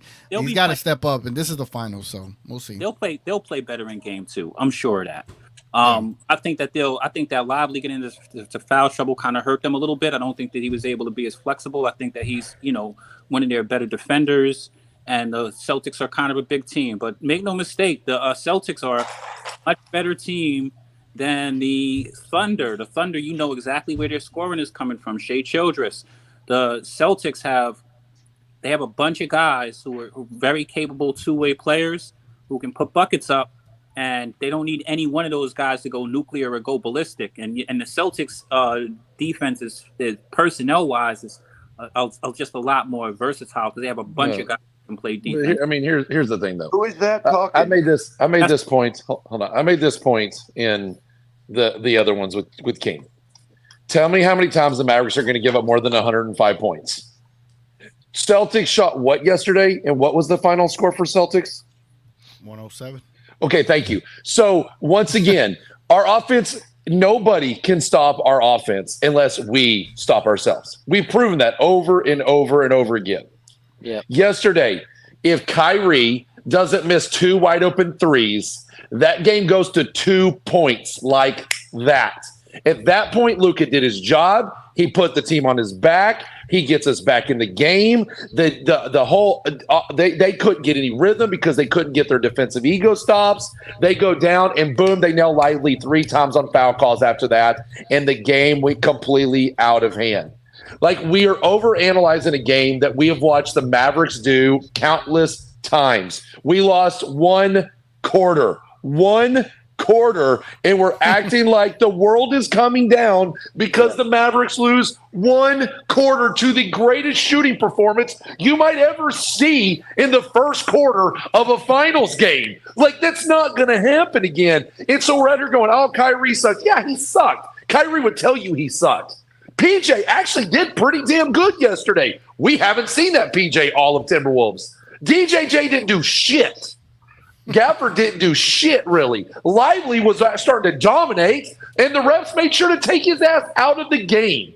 And that is the only thing I'd say the refs really screwed us on, is that they took Lively out of that game, and it shifted the entire narrative of that game, right? So you take all of that out, you go back to a normal Game 2, And it's going to be a completely different game. And if you think that Kyrie's going to shit the bed two games in a row, you're wrong. And if you think any of our players, after what you've seen this last 40 games, is going to shit the bed 2 games in a row, then you clearly aren't a Mavs fan and you haven't been paying attention. And it's not Boston's defense. Boston's defense didn't do shit except for one quarter. It's that simple. I'll say one thing that I didn't like about our defense, you guys, is that we gave up the switch too easy. A lot of times I noticed we gave up the switch way too easy when we didn't have to. If the guy's not ready to shoot, go switch it up again. Put the right guy on him again. Like if you watch this game again over, you'll see that a couple times where Luka is getting, you know how they're trying to bring Luka for a screen, right? And the guy's not even like Brown's not even looking to shoot off the screen. Like, you know, when you go under a screen and then they'll shoot because they're shooters. Brown and Tatum, I don't believe in those guys doing that. Okay, so I personally feel I think they're more rhythm shooters. Do you know what I'm saying? They're 100% rhythm shooters. Right. So in my opinion, if I'm the coach, I'm telling them, Luka, when they go to screen you, we're going to switch up right away again. If it's not a good screen, just get back to that other guy. So then they have to screen again. And by the time they're doing this bullshit, they're just going to screw up. It's too much time off the clock, in my opinion. We got to be smarter than that, man. Golden State does that excellent, actually. If you watched them when they played us and when we try and screen, they would flip it back again right away and get Steph Curry off Luka right away. They didn't piss around. It's like, if you're not jacking the 3, we're going to switch right away. Like, they're quick on it. That's what we need to do. I really hope I see that, because I don't see these guys like a Steph Curry type shooter, you know, off a screen. I just don't see it. Hey, I want to get one more point in I was going to say for everybody to talk about, and then I'll let everybody go for a while. So I'm starting to notice a pattern. Someone threw it out earlier on Twitter, and I think it's kind of valid. Like, I think it was Joe was saying, like, this needs to be studied. It's like looking at game 1. I'm really starting to believe that Kid doesn't want to show his hand. And Kid just throws the most basic bullshit out there every game 1 because our guys don't play crazy offensive schemes. We don't do anything crazy. You see all these like weird defensive schemes. I mean, he was doing that man-to-man, then he's out to the zone, and then he's over on this. And you just see like the switching was different. Everything was different. Just like every time we watch the other game 1s, we're like, what is Kid up to? And it's almost like he's just like, let me see if we can pull this one out. In the meantime, I'm going to see everything they throw at every one of my plays. And we'll just do a small little dose, like off screens, you know, like you're talking about the off screen, off ball screens. Let's see if that works. Cool, that worked. Okay, this worked, that worked. And he's like, I got 7 games. I can lose 1. I'm cool with that with this team. That's what I feel like at this point with Kid coaching. I mean, that is kind of crazy though. Let's lose 1 game in the finals just for the hell of it. Logan with a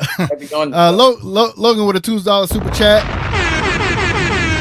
Appreciate it, my guy. He says, Mavs just needed to feel how the Celtics play. Hey, yo. We good. Yeah, we good, man. I agree. We're going to be all right. Jay Will, Sticks, you want to read the comment here? But appreciate the $2 super chat, Jay Will. Yeah, Jay Will said I need to go to sleep because I'm too biased. Don't know ball. Okay. Clearly a casual. Yeah, I'm casual. Yeah, my takes have been so bad this whole postseason. Now, appreciate you, Jay. We lost 2 quarters, bro. Oh, my God. It was 70-69 in the last 3 quarters. We lost by 1 point. Jesus Christ. But it's still 2 quarters, though, man. Oh, my God. Oh, you can't just lose those quarters. They lost terribly. Like, they got it within 8, and then it ballooned back up to 25 in a matter of a snap of the finger. Look, the Mavs just got to play better. I hate the Boston Celtics, but I'm not going to sit around and lie. The Boston Celtics are designed to be a championship team. They've been in the Eastern Conference finals multiple times. Choked. I've been to the finals. Drew Holiday has a ring. You can't take these guys lightly. So I think the Mavericks will bounce back. I don't think the sky is completely falling. But Kyrie, not just Kyrie, everybody's got to help. I know you said you thought that PJ played a good game. He didn't. Come on, I don't know what game you was watching. Nobody helped Luka. Yeah, it was Luka and everyone else. You know. Now let me get the homie Johnny B in the building. Johnny B, I'm about to give you the floor, and I'll give the floor to K Choice as well. But Johnny B, either you want to give us your silver linings or the opposite of the silver linings. Go ahead, man. Do your thing. Come back to me. I'm right now. I'll be back on 2 minutes. All right. Well, damn, then K Choice just left. All right, we'll go back to Div, since I don't know if I gave Div the floor or you just took the floor. Div, go ahead, man. I just took the floor. No, I was gonna say though, are you guys actually worried? Like everybody on the panel here, are you guys actually worried? Like you're thinking? No. To me, I would have been worried if the whole game we didn't even make a comeback. That's No, what I would have been worried. But I didn't see that. I saw us easily come back from a ridiculous score. Like let me get the vibe from the chat. Let me put up a poll with the are you worried? I felt like it was like, all right, yo, they going off, and we just gonna have to learn from this moment. And because I knew it was like that, I had to cut it off at the second half. I was like, I can't do this. And we all they have these type of games, but it's always like once in a blue moon. It's like you'll have it at the beginning of the season, in the middle of the season, and somewhere at the end. But then they always bounce back in a way that's just like, what? Why didn't you just do this the first time? But I promise you, next game is going to be a totally different game. Yeah. Oh, yeah. One of the things I love about Luka is that Luka has so much spirit. You know what I mean? And he really knows how to play basketball. So I have a lot of faith in Luka. Like when it's the heat of the moment, he knows when to step up. When it's the heat of the moment, Kyrie knows when to step up. I mean, I think those guys are two of the most clutch guys I've seen in forever. You know what I mean? But they can't do it all by themselves either. Like you also need to get a good lively. Gafford has to become like. Gafford has to get engaged. You know, when they first got that trade for Gafford was playing crazy. Gafford still has a lot of potential. They haven't really untapped in this postseason. I think that Kleber, even though he's come back from an injury, he really hasn't done anything. But I just hope that the Mavericks come in, because the Celtics will shoot themselves out of basketball games. The Celtics will turn the ball over in critical situations. The Celtics are beatable. You know what I mean? I don't think that you're going to get another KP performance like that, but let's just go in there and put our foot on their neck and don't take it off. Wiz, let me ask you, like how much grace do you give the team knowing that this is literally everybody's first NBA Finals game? Like there's a difference when adrenaline comes into play. Like I always look at like the human element behind the game. I always try to think the game in a way. Yeah. Like do you how much onus do you put onto that? But then also how much grace should we give the Mavs? I'm in agreement with you. Like I believe the Mavericks, this is their first time being in the finals. You feel me? Like, and we're not talking about dudes who are old. Like Luka's 25, but Jason Tatum is like 26. And remember that Jason Tatum has been here before. He knows what it feels like to lose in this. And not only him, Jaylen Brown, who I think is way more gutsy than Jason Tatum. Facts. And Drew Holiday has won a championship before. So it's not, I don't want you to feel like I'm being unfair to the Mavericks, but I'm going to let you know they're going to have to take this from the Celtics. The Celtics, I don't think the Celtics are a team that will really turn the ball. They will really drop the bag. Like I've seen the Celtics. I don't have that faith in them because not only have they had an easy pass, but they will drop the bag. If you've watched the Celtics play long enough, you know that. I think that the Mavericks can have a huge advantage on these guys with our bigs driving in the paint, and even if PJ Washington gets a little bit open. But this is going to be one of those ones where, just like you have to give credit, we have to give a little bit of grace to the Mavericks. Don't underestimate the Celtics. They've been there before and they've lost. So they're not going to, I don't think that they're going to just make this, I don't think they're going to be a team like, remember the Thunder, they didn't have experience. The Timberwolves, another team I had no faith in. The Celtics are a little different. They've been here before and they've got real gamers over there. So just make sure we come and take care of business, because I don't think the Celtics are going to be, the Celtics are just not going to go down easy. You follow what I'm saying? Some of those guys they have over there are really dangerous. Jaylen Brown specifically and Jason Tatum, those guys have advantages over any team that they play against, because those guys also can be aggressive. They get to the foul line a lot. You know what I mean?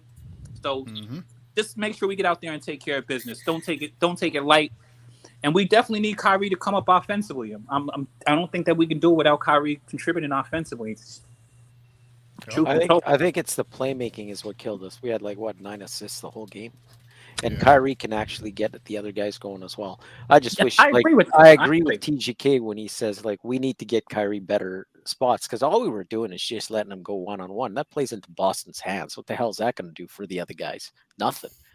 He's got to go in and make a miraculous shot, and we're okay, that's Kyrie. Let's let him do that. You can't do that the whole series. Hey, Div, you know what hero ball does?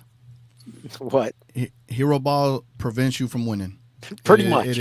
It is true and true on any blacktop, any 24-hour court, any pickup game.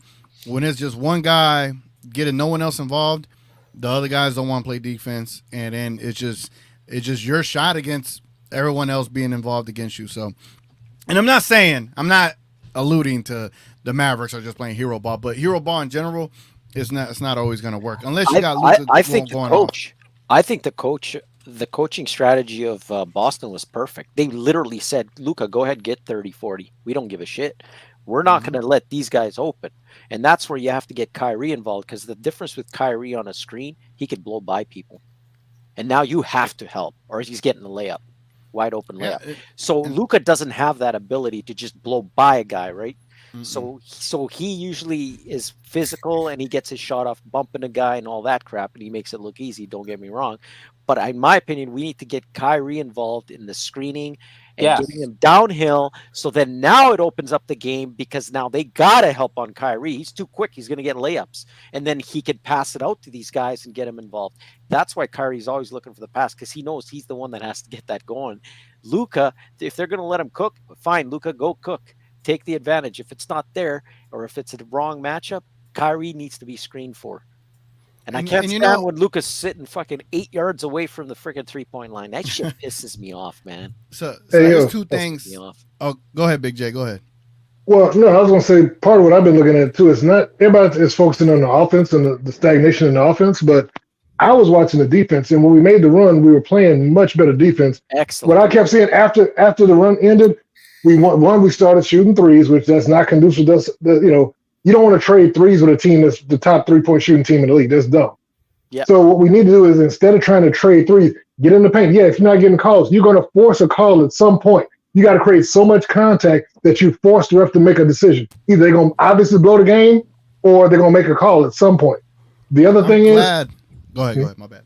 No, the other thing is, I hate it when we start doing the doubling, because we have defenders that are good enough to keep these guys one-on-one. We do not need to double on Tatum or Brown or any of these other guys. And too many times I saw our guys bunched up, and that's what was freeing up for open threes. If we're not giving up open threes, if we're contesting and not having to do closeouts because somebody's out of position or because we're trying to help somebody in the paint, that's not that team. We know what they want. They want us to collapse so they can kick out to the open man. If we just stick to our man, play straight up, we shut all that down. And we got to go for those rebounds. We cannot let them get those long rebounds that come from threes. Mm-hmm. You got to get there, because that's what starts your fast break on the other side. If we get that long rebound, kick the ball out, then our guys running. That's when you let Josh get into his stuff, because Josh loves a fast break. He actually is great making decisions on a fast break, but not in this whole let's do a half court. That was something I think that's what I was taking away from it, the mistakes and the things that can be easily corrected for me. You said something that has dawned a perspective to me that I feel if the Mavericks implement this, they will win. So if you think about it, right, if there was no 3-point line, right, eliminate the 3-point line, y'all. Every shot is worth 2 points. Who's the better team? Oh, yeah, it's by far us. Right? Because you have that one guy that could go in the paint against anybody. So my thing is... Homer. Oh, Lord. We have two my guys.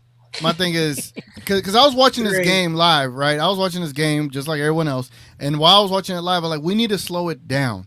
Because when we take threes and we miss them and they're running off and we're trying to play catch up, they look for a wide open three in transition. So take everything to the basket and force them to take everything to the basket, like Big J was saying, instead of doing help defense. If they make a tough layup, oh well. They got to beat us making twos, because we know we could beat them making twos. We beat them in points in the paint. Make it a paint game. Make everyone drive to the paint. That's my perspective at this point. Slow it down. Post up Luka. Get Kyrie against these bigs. You know what what'll force the big to have to switch on a screen with Kyrie. Say Gafford is setting the screen for Kyrie and KP comes up. Kyrie's fast enough to get around that screen to where it doesn't allow his defender to catch up. Whereas where Luka put his defender in jail, right? He'll keep him on his hip. Kyrie could go around that screen fast enough to where the center has to stay on him because he's a lot quicker. So utilize those things, but also I just feel like the Mavericks just need to muddy up this game and make it a paint game. Who could win the most points in the paint? Force them to take less than 33s if possible. Make them take way more twos. Make them take contested twos. Just guard the three at this point. Honestly, that's literally what I'm thinking, because you put Luka in the paint against a White, a Drew, even a Brown, he's still gonna cook them, bro. Like, that's how I look at it. And Luka's unstoppable. That's one of the things I love about Luka, because his game is literally unstoppable. Like, I think that's part of the strategy. The Celtics were smart about that. Also, I don't want to underestimate the fact that Kyrie has actually played with those Celtics. He's friends with Jaylen Brown, and I think that Jaylen Brown is way underrated. I think that the difference, really, one of the big differences understated about this game, and TMP, tell me if I'm wrong about this. Jaylen Brown himself in the paint, I don't know who he was covering, but his weak side help in the paint was giving Kyrie fits. Him and KP, they really did a good job at making things difficult defensively. So I think that, but that's because they made Kyrie go one-on-one like we did. We didn't screen for him. Right. So this is the problem. I can't stand that. Spacing, pace of the game. I was also a little bit disappointed in J Kidd for not realizing when it was crucial. Like, remember when Lively got those two, what was it, traveling calls? That Kyrie had a traveling call, and then that was right when the Celtics started going to run. The Mavericks needed a timeout because they had come back from so far and they was getting so close. I felt like that was a time where they needed a timeout, regroup, and to give Luka some time to rest, man. Because they needed Luka. Because he went off. He's going to be tired. Because you could see Luka got into his groove, and they couldn't do anything with Luka at that point. And at that particular point in the game, you kind of could see it. But we'll see what happens. I don't think it's over yet. But yeah, to Wiz's point, Brown last night had 3 blocks and 3 steals. Like, he was just a monster defensively last night. Yeah, he was just kind of all over the foot. And some of those blocks were like, man, pendulum swinging kind of blocks where it makes the crowd explode, right? Where like the whole kind of momentum of the game just shifts in an instant, right? Like, some of those were those like man kind of blocks, not like the KP kind of blocks where it's like, I'm very tall and have long arms. It's not like that. Like, Jaylen Brown was like going up there, meeting you at the summit like a man and going like, nah.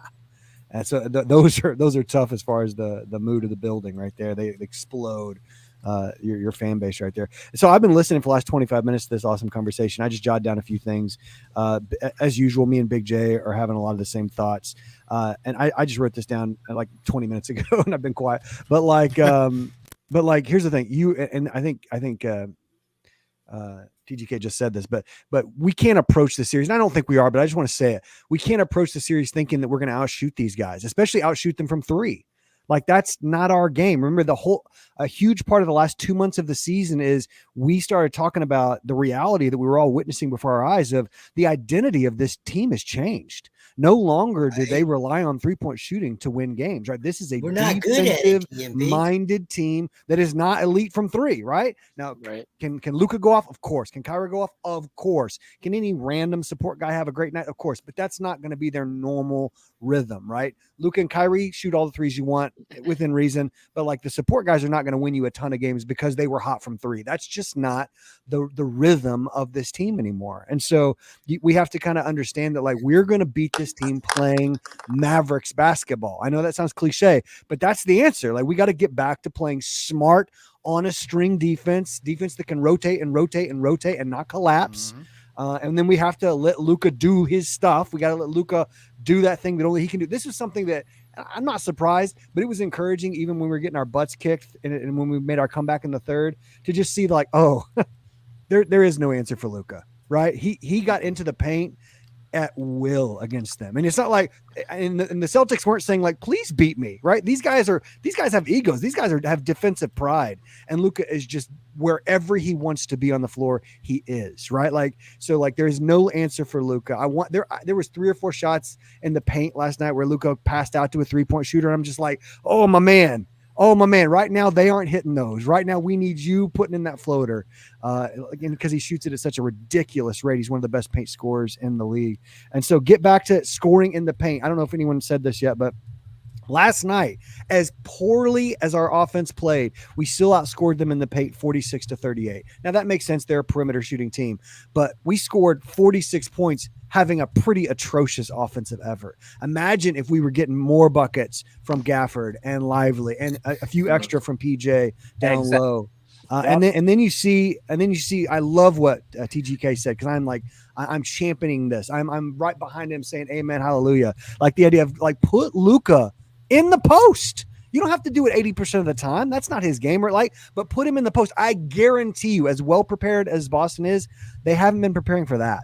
And Luka is elite down there. I mean, he's elite everywhere, but like he's elite down there. He can play that mini version of Jokic down there, right? Where he sees the whole court. He's tall enough to see over everyone except KP, right? And you know, Luka is begging for the KP matchup. He wants KP to get stuck on him. But you put Luka down in the post and let him deal. Watch him, number 1, watch him score. Number 2, watch him pass. Number 3, the thing that could slip by is watch him draw fouls. Watch him draw fouls down there. Because I don't know, for me, it felt like in the first half, we were like getting almost no calls. Like we were just getting swamped. They were just railroading us. And some obvious calls, didn't go our way. But like put Luka in the post and watch the whistle start blowing, because he will pump fake you. He will get you in there. He'll put his shoulder into you. He'll back up. He'll let you jump. He'll dive into it. Like he will force them to call those to blow those whistles. And so like I love that idea at TGK of getting Luka down there, not all the time, but make that a regular part of his shot diet. Make that a regular part of the offensive strategy. When you were saying, and we've talked about it a bunch of times, but for the first time, Luka in the post clicked with me in a unique way. Some of you guys who are old school Mavs fans will remember this, that Dirk gave Avery so much credit for putting him in the post. Remember? Yes, sir. Dirk was always a perimeter player. He was always perimeter, and he would score on the break back when he was young, athletic Dirk. Yes, there was a time where he was young, athletic Dirk, right?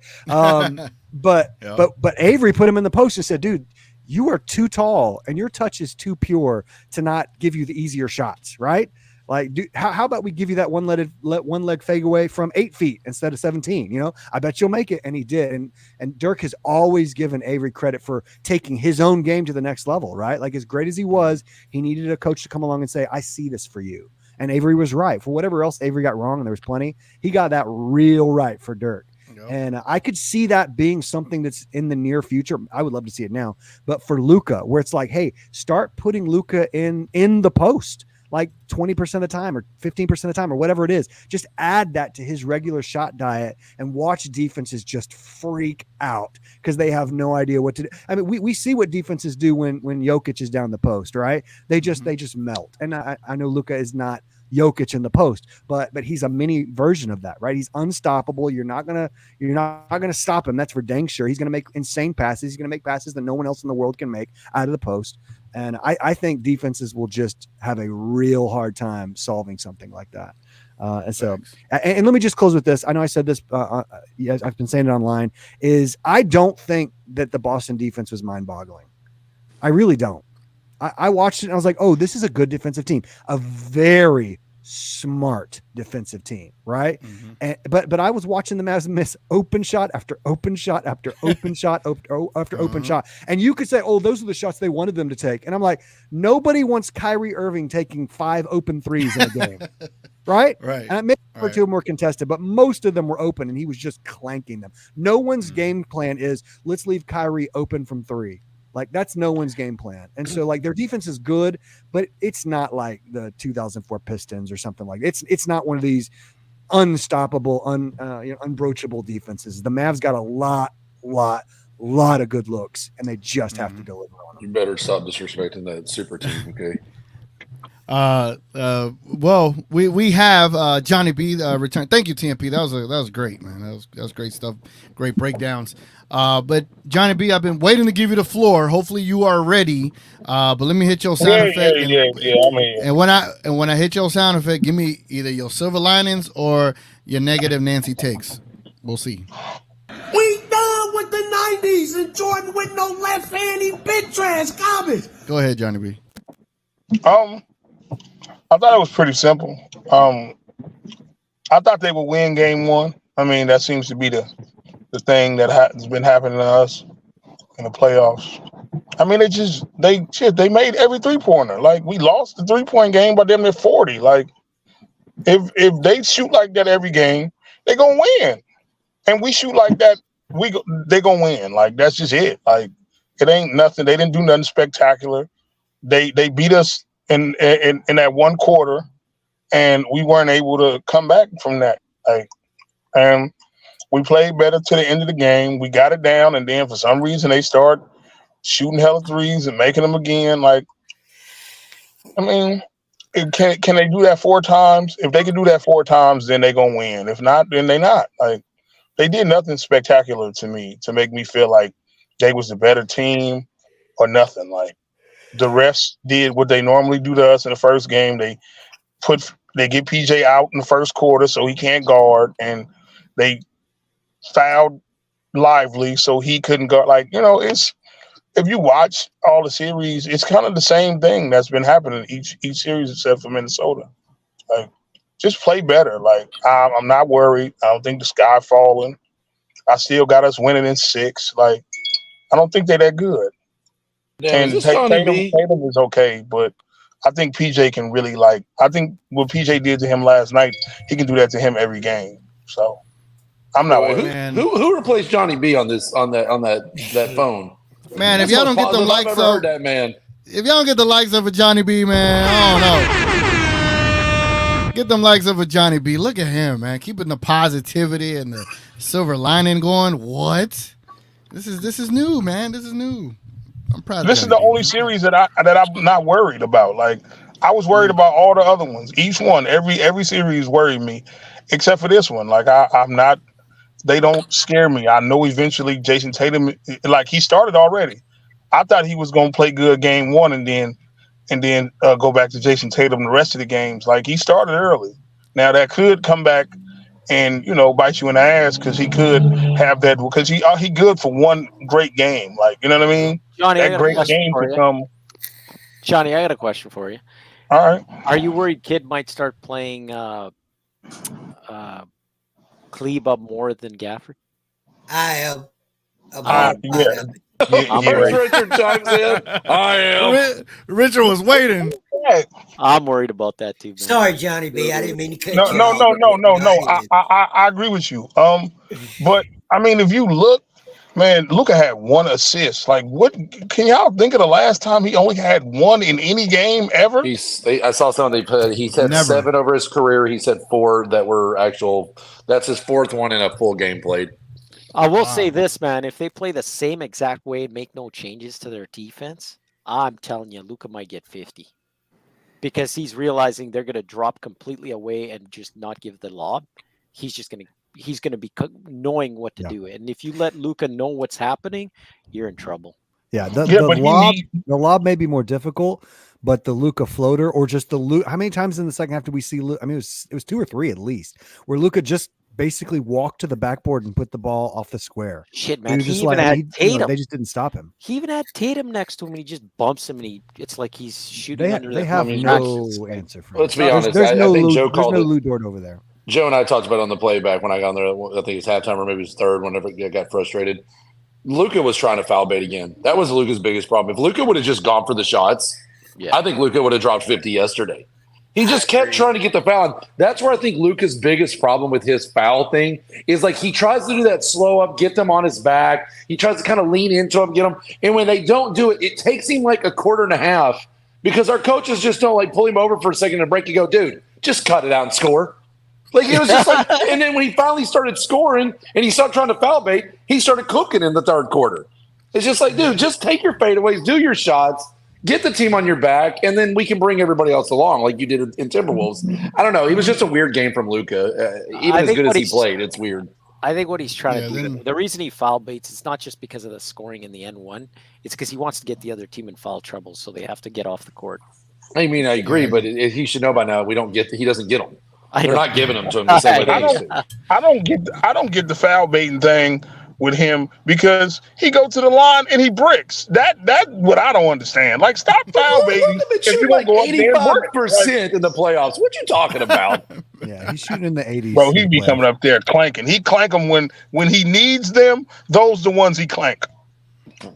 Okay, Johnny B's back. Yeah, Johnny B came back with a vengeance. I will say that this game one was very reminiscent of that Thunder game one against the Mavericks.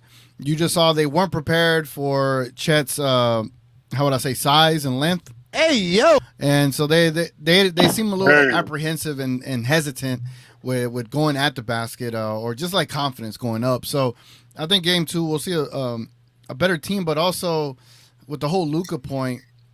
I mean, I can see that too, Div, where he goes for like 50 or something like that. But he's just gonna have to be aggressive and be extremely efficient. Like if you're gonna eventually allow other players to take shots, your shot's got to be the most efficient one on the squad. But that's what I'm saying, right? What's a one way to stop a team from saying, you know what, we're going to let him get 50?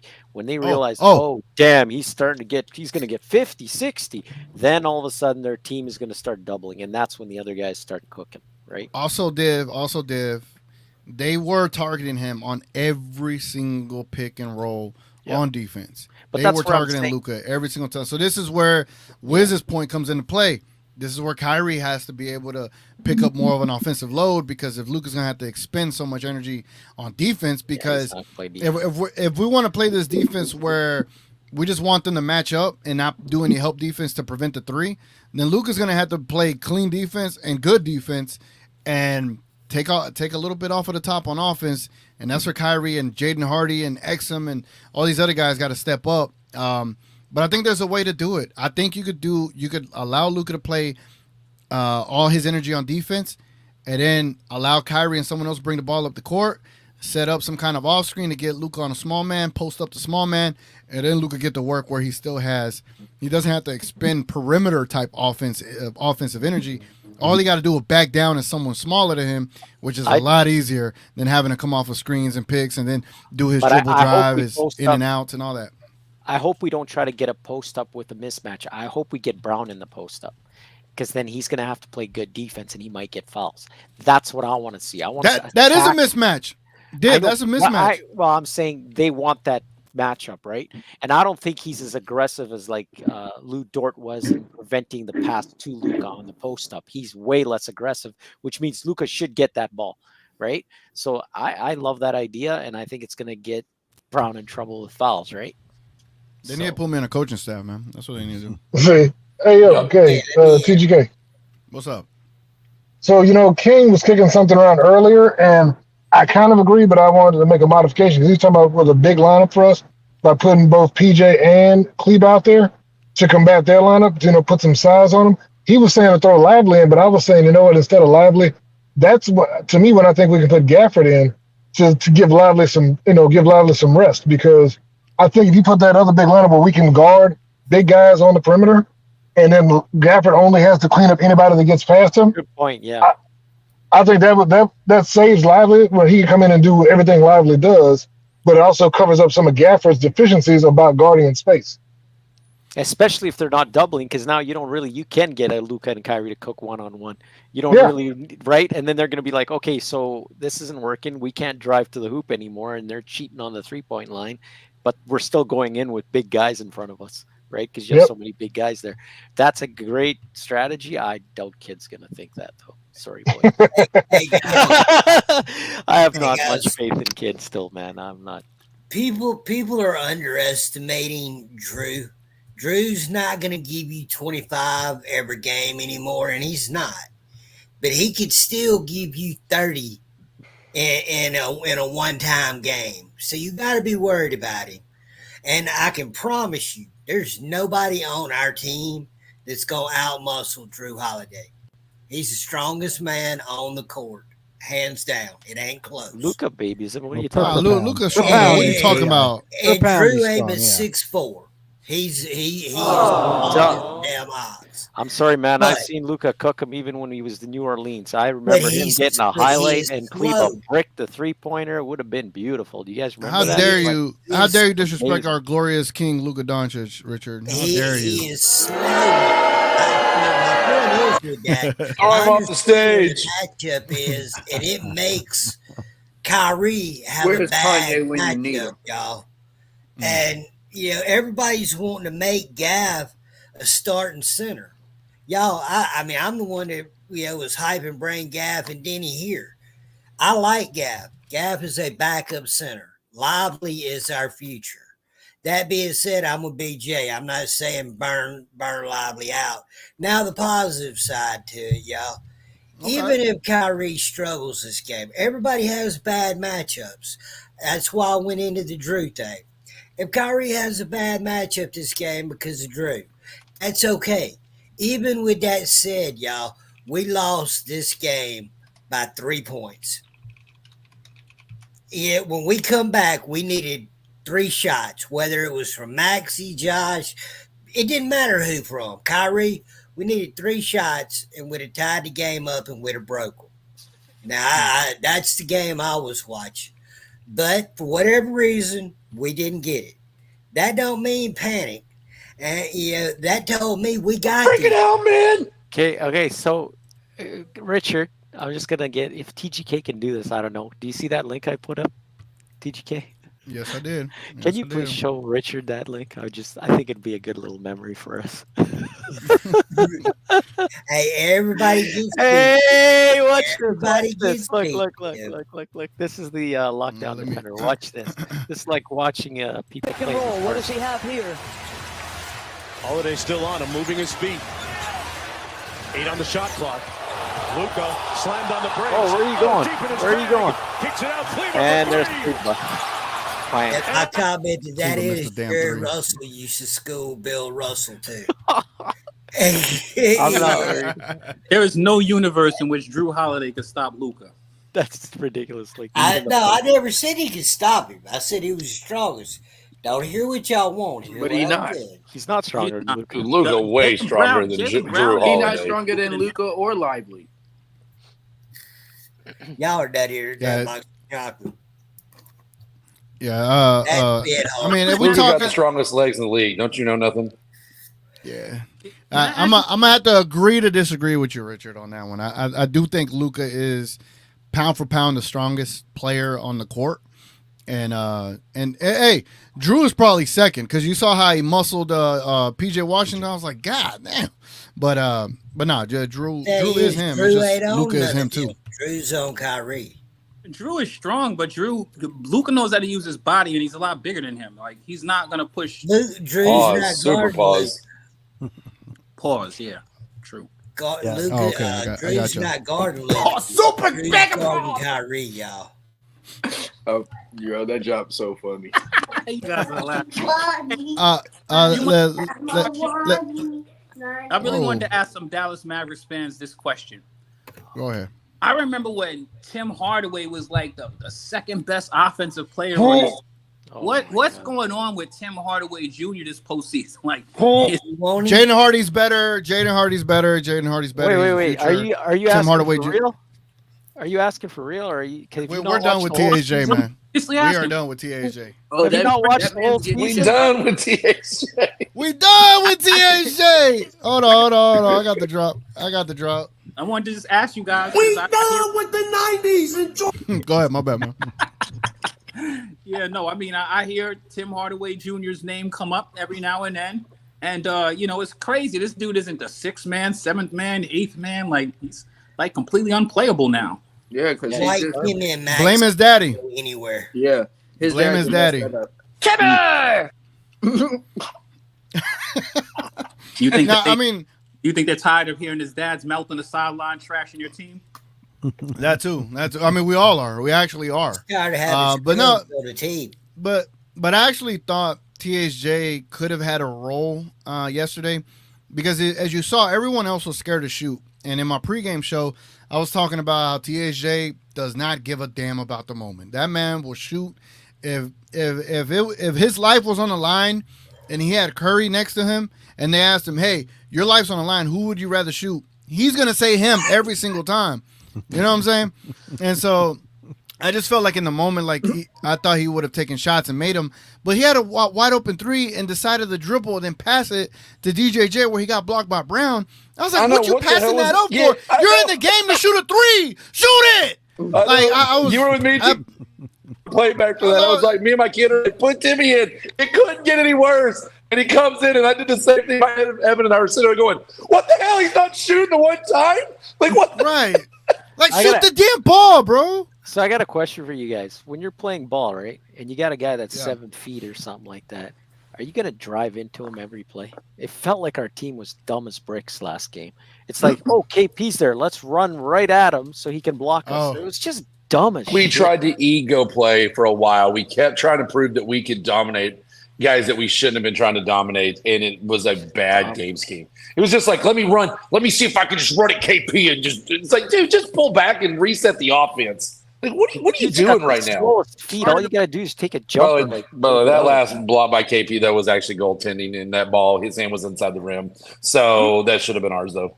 You know what's even more retarded about it? I mean, KP used to be on the Mavericks. If anybody doesn't know that this guy can get 4 blocks a game, it should be the damn Dallas Mavericks. Like, come on. Yeah. Yeah. It is kind of annoying that he quit on us in the playoffs, knowing that he had this in him. I always knew he had this in him. It's just very unfortunate that, you know, he was still immature at the time, as he said, and he admitted that he quit on us. And it's baloney, man. Like, it's kind of effed up, but, you know, I wish it would have worked, but now we got to beat him and find a way to beat him. But let me respond to this. So this is Nick's. He said, TGK, do we have a head count of who will come to the watch party on Sunday? For those that live in Dallas, I'm going to the AAC, the American Airlines Center, the watch party on Sunday. I believe Sticks and Johnny B is flying in. I think TMP going to be up there too. Knight's going. Wait. Johnny B really flying in? Yeah, he flying in, man. That's awesome, and, Johnny. I think Big J gonna be there. Gina Kim gonna be there. So again, for those that are watching, if y'all want to coordinate with me, I have a whole group chat talking about, you know, what time we're gonna meet up and all that good stuff. Well, I haven't even got the details down, but we're gonna get those details down. Again, my Instagram and Twitter's up there. So for those that want to meet up at Game 2, the watch party in the American Airlines Center, hit me up, man. It's gonna be fun. A lot of fun. And if y'all haven't hit the like button, man, I see we got 32 likes, but we got 42 people up in here. Hit the like button. Sticks, tell them to hit the like button, man. Man, like, I'm tired of not. I'm trying to be nice, and you bitches can't get some damn likes up. It's unacceptable. Like, this man out here working for free. I'm after a 12-hour shift. Like, come on. Like, you know, this is free content. You can at least give a thumbs up to this damn stupid. God, y'all suck. I think there's been a great, I love y'all. Discussion. But give a likes. Yeah, let's get some like. But I think this has been a great discussion tonight, man. What a great discussion off of a loss, man. Huh? Go ahead. On the watch party, are you gonna like video it and stuff? A non-Canadian one. Now that Ray asked, I guess I'm gonna have to vlog it, man. I'll vlog it. You don't have to do it live, man. You can just do recording. No, I'm not doing it live. I would ask TMP if he's going to be there, but TMP's got to do his highlight stuff, so we know he ain't going to be there. Hey, my guy Juan A in the building. What's up, Juan A? That's my guy. That's my guy right there. He said, hit the like button, y'all. Hit the like button. And yeah, it is a TGK watch party at the watch party in the arena. Ain't that funny? Dude, that's gonna be so I'm gonna try to get a whole section. So like, imagine 20, 30 of us in a whole section. Acting up, going crazy on the vlog. Like, the vlog will be, you know what? The vlog is going to be kind of fire now that I think of it. Is Larry going to be there? Is Larry going to be there? Yeah, Larry's going to be there. He's flying in too. And King. King is flying in. I'm going to get Rel there. I'm going to try to get Mavs Outsiders. I'm going to hit up DDP. I'm going to hit up Slightly. You know, I'm going to hit up everybody. See if they want to go and meet up. But nah. But game 4 next Friday, I'm vlogging that one. I'll be at the game. So for those that wondering, I'll be vlogging game. I can't get over there. That'll be the 2-1 game for us. Yeah. It will be. It will be. Yep. We'll dominate a section. Hell yeah, we got to get there early enough though. I mean, we just gotta sit up in the upper section. We be fine. See, I can't have as much fun though because I can't yell at the other players and get people looking at me. You can just yell at the screen, Sticks. Yeah, it's not the same. It's not the same. It's the same, man. It's the okay, same. fine. You can vlog me screaming. That's fine. Sticks, you bringing your son too, or is he gonna watch? No, he said he ain't gonna. He don't want to hang out with a bunch of 20 and 30 and 40-year-olds. It's funny how the youth always ages us. Like they're so big in the age and numbers. I'm like, bro, like y'all are gonna be there eventually. Like, relax. My younger brother does that to me. He's like, bro, you're pushing this. I'm like, all right, man, whatever. I ain't got time for this. Well, guys, before y'all got mad at me thinking I was talking about Luka, the point that I was trying to make and get to with that is nothing's guaranteed. Nobody at the beginning of the year thought we would be here. And from somebody who is a Dallas Mavericks fan and a New Orleans Saints fan, and when I watch baseball, an Atlanta Braves fan, now y'all understand why I don't watch baseball no more. Appreciate the moment. They don't come around often. Everybody's not a Lakers or Boston where you're there every year. And, and appreciate it. Enjoy the company, the camaraderie. Yeah, we all might bitch a little bit here and there about difference of opinion, but it's a community. Enjoy it. Fellowship with everybody and enjoy the moment, y'all. It might not come back again in your lifetime. Enjoy it. I know. I waited 44 years to watch the Rangers win. Yep. Exactly. Hey, Sticks, how about those years. Oilers? Man, shut the fuck up. My team's man. He was talking so much shit. I didn't Man, I'll kick you right now. Bro, if you I will kick you right now, Div. TGK, haven't we had this I'm giving him the conversation? screen. If look, if you're a sports fan and you ain't talking shit during your team's play with the other opponents, you ain't a real fan. And then you wasn't talking shit to us. You got to take the smoke. Yeah, no, I know. Even that's why after you pussed out. You pussed out. I know. No. You were talking shit, filling. I know I was talking shit. You weren't talking back. Booker, you're pulling a Devin Booker. Your team went talking big. Hey, Six. It's gonna cook us. Minnesota's so much better than it's. Okay, Booker, front runner, man. Hey, team's up 2-1. He's like, yo, where are you? Where are you? What's up, Div, you were very quiet during that series. You were very quiet. I was trying to egg you on, and you weren't saying nothing. I don't get it. You're not gonna troll me like that. I trolled you, salute to Logan, man, with a $2 super chat. Appreciate it, man. He said, how many points will Luka have next game? Real quick, everybody, 70. one at a time. 70. Knight, who you got? What you got? 40. Johnny B, what you got for Luka's points next game? Man, I'm gonna say they lose. All right, Richard, how many points does Luka get next game? I'm with everybody else. I'm thinking it's gonna be above 50. Div. I think he's gonna get 32 and a lot of triple-double. Oh, okay. Wiz, how many points Luka gets next game? Yeah, I think he's pushing 38, triple-double, easy. Yep. Oh, damn. We're going to go from 1 assist to 10. All right. And TMP, how many points you think Luka get in this next game? Yeah, I hope that everyone else is right. I'm feeling positive about this prediction, but I was thinking like maybe 38 with like 9 to 11 assists. Get those assists, man. Yeah, I do think he gets near 40. He's going to have to get the 40 to make up for maybe some of the points Kyrie doesn't get. I need y'all to sound like bigger homers. Y'all go weak sauce with these 30s. Weak sauce. Would it be better for Luka to get the 40 or 50 and let Flat run the offense and get the assist? Because I mean, y'all, they're the length and everything. They're guarding on Luka. I don't know that Luka's gonna get 12 or 15 assists in this matchup. I think Kyrie probably could, and he's having problems scoring right now. Swap the roles. I had a customer yesterday. His name was literally Ayo. I was laughing so hard. He was literally AYO was his first name, and I was like, looked at my son. I was like, Ayo, and he was like, no, I saw that too when I put the sheet in. But to answer your question, Richard, I think they need to try everything. If Kyrie's not going to be able to get points, then he needs to be a facilitator, but like a premium facilitator, right? Where you're going to manipulate a defense and hook them up, hook your teammates up. But I just don't know because we haven't seen it, right? I think it's too late to change your identity that heavily. But I wouldn't mind seeing it. Let me get this other super chat over here. Oh, we got DV in the building. What the hell? Kicks and Fits. Oh, that's my cousin right here, man. What's up, man? He sent a $5 super chat, man. Says, what's up, primo? Doo-doo ass Celtics needed the refs to step in and stop our run because they started shitting bricks. Mavs and 6, get them likes up. Yeah, man, y'all get them likes up. Like Meek Mill says, get them likes up, y'all. Get them likes up. Hey, Big J wants us to talk about Jason Tatum's stat padding. But Kai about to have 36, right? He's gonna match Luka. Now we talking. Kai is not game 2 is about to be a whole nother beast. Kai will match Luka point for point, assist. Let's do it.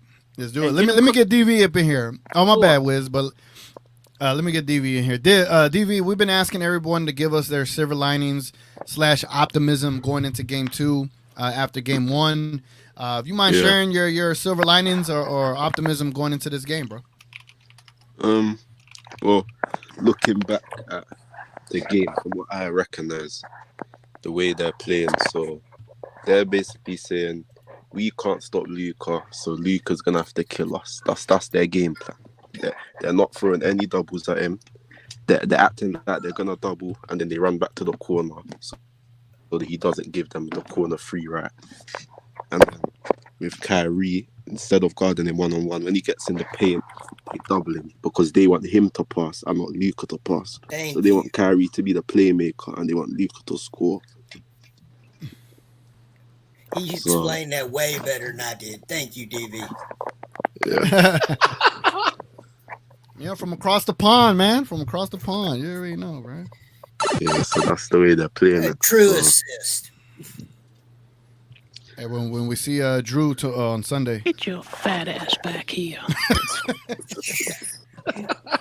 Hey, I've said crazy shit to that, and y'all had to come back and acknowledge it. So I'm gonna stick with it. I'll do what I want. There you go. I'm having too much fun now, man. That's how you know it's towards the end of this show.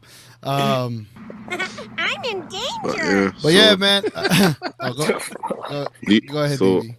So Luka is gonna have to start early and try and get them to play defense differently. So then game 5, Luka for everyone up.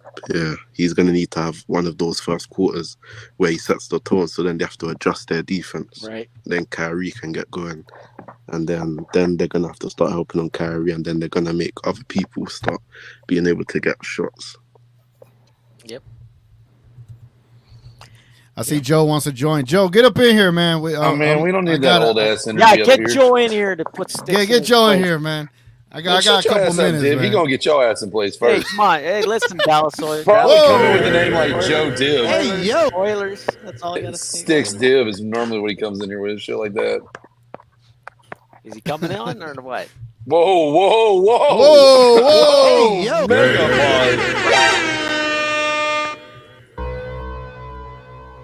You gonna piss people off with all these radio or what?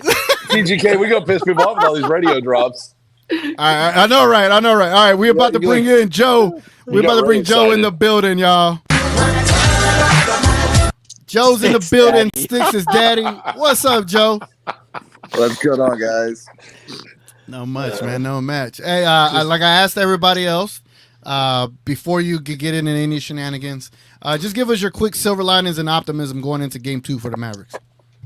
Well, I think that the silver lining is that several players probably couldn't have played worse, given the minutes they played. I think that the over-reliance on Josh Green, I know people love him because he runs around and he's one of those false hustle guys to me, Yep. I mean, y'all remember playing sports with those guys where they would, Yep. they would run around and they would, do absolutely nothing. have all kinds of activity and not accomplish anything. And I kind of feel like that's The guys that almost get that ball but it goes out of bounds. I know who you're talking about. Yeah. So, I'd like to see him have more of a limited role. Plus, here's the thing, guys. I mean, we said that at the beginning. This is kind of a feeling out game. We kind of had to see what they were going to play like. I mean, and, we just really didn't show up. I don't think Lucas shot the ball particularly great. I think his legs were gone in the second half. So, and I think his shot started falling. You could see whenever he got tired and he started missing, mid-range shots, which quite frankly, he's got to make for us to win. So, yeah. I mean, I think we'll be fine. If we would have stole game one, I would have been thrilled, but we didn't. So here we are. I mean, we've gotten blown out in 3 game ones of this playoff run. So yeah, lot to be hopeful for. So, and even if game 2, it's not a must win. I mean, I would love to win, but we've said this. I mean, it's a cliche. The series doesn't start until somebody wins on the road. Yeah. So anyway, I was watching and now let's get into your shenanigans. Let's go. I was watching an interview with Piers Morgan and Richard Dawkins. Y'all know who Richard Dawkins is. And Piers Morgan was kept interrupting, and I was like, man, that motherfucker communicates like sticks. And I was like, I wonder what's going on. I'm like, oh, I got on YouTube, and here's the show, and I was like, oh, thank goodness Sticks is here. The Piers. I'm sorry, what'd you say, old ass? I couldn't understand you. You were still fucking mumbling. No. Can I pass your bedtime, old man? And I'm giving you a fucking answer. I took a nap. Joe, are you going to the watch party? He has to take naps so he can make it through the day. Oh yeah, Joe. Hey guys, Joe, listen, about naps. They released a statistic earlier this week. Men who take naps are 68% less likely to die from heart disease, heart attacks, and strokes. No, you're still in the 32% category, so you're fucked. And that's why I take a nap before every show. Hey Joe, are you joining us Sunday, Joe? No, I'm going to my family's lake house on Horseshoe Bay. Stop rubbing it in. On Wednesday next week. So I've got a lot of things I got to get accomplished. So no invite. Joe's like the I rich didn't get guy the in the invite, room. Joe. Yeah. How I not get the invite, Joe? Joe's the rich white guy in the room. Don't worry, guys. He'll talk down to everybody. I got my lake shirt ready. Yeah. My niece who just graduated from University of Texas, she usually brings her sorority friends. So. Oh, it's all day long with us, night. Yeah. Not much. Easy K, you look like you've been on the beach today. Joe, did you even hear the shit I said just now? I've got the great ability to tune you out like I do. I said you're the rich white guy talking down to everybody right now. That's why they're like, I can't. I've never maintained I was wealthy. So yeah, whatever. Let me get to this super chat. Appreciate you kicking Fitz with a $5 super chat, man. Appreciate it. He says, remember Luka has the highest points per game in the NBA playoff history following a loss. Ooh.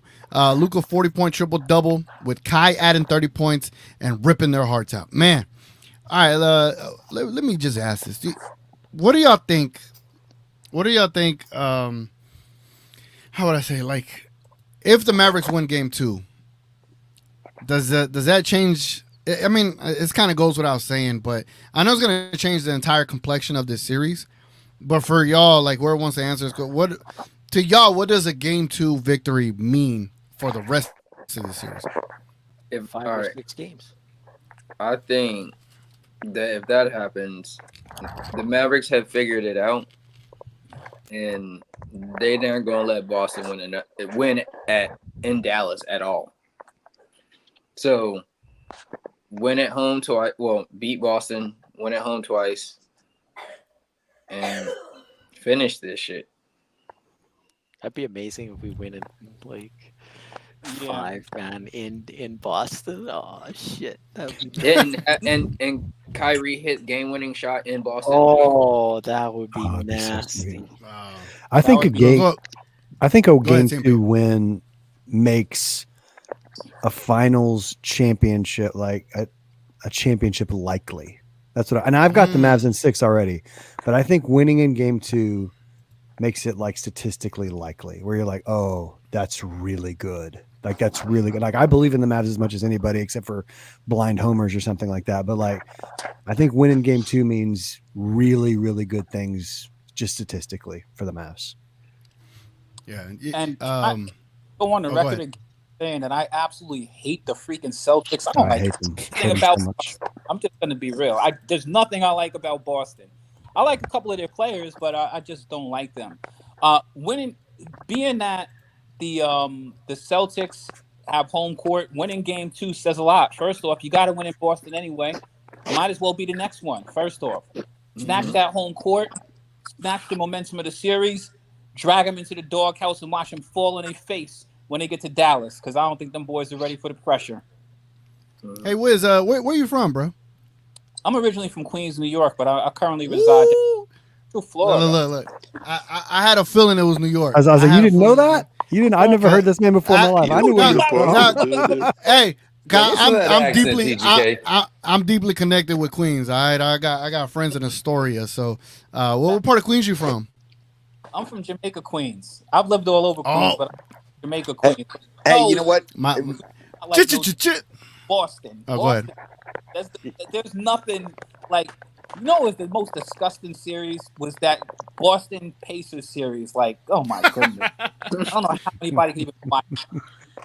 Hey, Richard will tell you that if there's a lot of people from New Orleans, including the Benson family, who I personally know them, and they talk like they're from New York too, man. So yeah, You know, I would have loved a New York Knicks and a Dallas Mavericks finals. That would have been insane, bro. Insane. Man, that's crazy. That's dope. Yeah, my guy 50, he from Southside Jamaica, Queens as well. So, you know, I don't know if you know him. But yeah, that's my that's big bro right there. Yeah, I'm lost for it. We got so many artists from Queens. It's not insane, even, bro. Yeah, I mean, tons of people from around the way from Queens. Shout out to you could just play artists from Queens and just let it rock. It's crazy. I mean, I'm talking about, you know, legendary, some classic albums straight out of around the way, including that 50. I mean, if I would go to the top 3, oh my goodness, I could do a top 5 greatest hip hop albums just from Queens alone. Illmatic, which was the one 50 Cent, I think, Get Rich or Die Trying. Yep. Mobb Deep, you can pick an album. Tribe Called Quest, you can pick an album, right? You follow what I'm saying? Nicki Minaj from Baisley. I mean, I could just keep on going. Salt and Pepper, LL Cool J, Run DMC, Queen. We got so many people from around the way. It's, you know. That's why I love New York, man. That's where hip hop was born, man. Yeah, man. When I went to New York, I forgot what it was called. It was like this little, like a little Pierre area where you get like on a boat and go to the Statue of Liberty. But I saw like this group of kids out there, or like teenagers or young adults. They were like doing this whole like cipher or like just jamming out to a song, but they were all like reciting the lyrics. Like, I've never experienced that in Dallas because it's not like a thing that I see down here. But you got to experience hip hop in New York. So I thought it was cool, man. Anyway.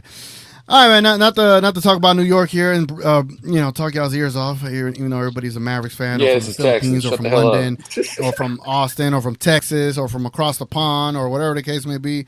But yeah, man. Hey, man. We don't like Yankees around here. Calm it down. All right, Sticks. I'm gonna put you in timeout. God damn it. I'm gonna ask you to come on camera. I told you, Piers Morgan interrupting people. I know, right? Come on now, dog. Come on, man.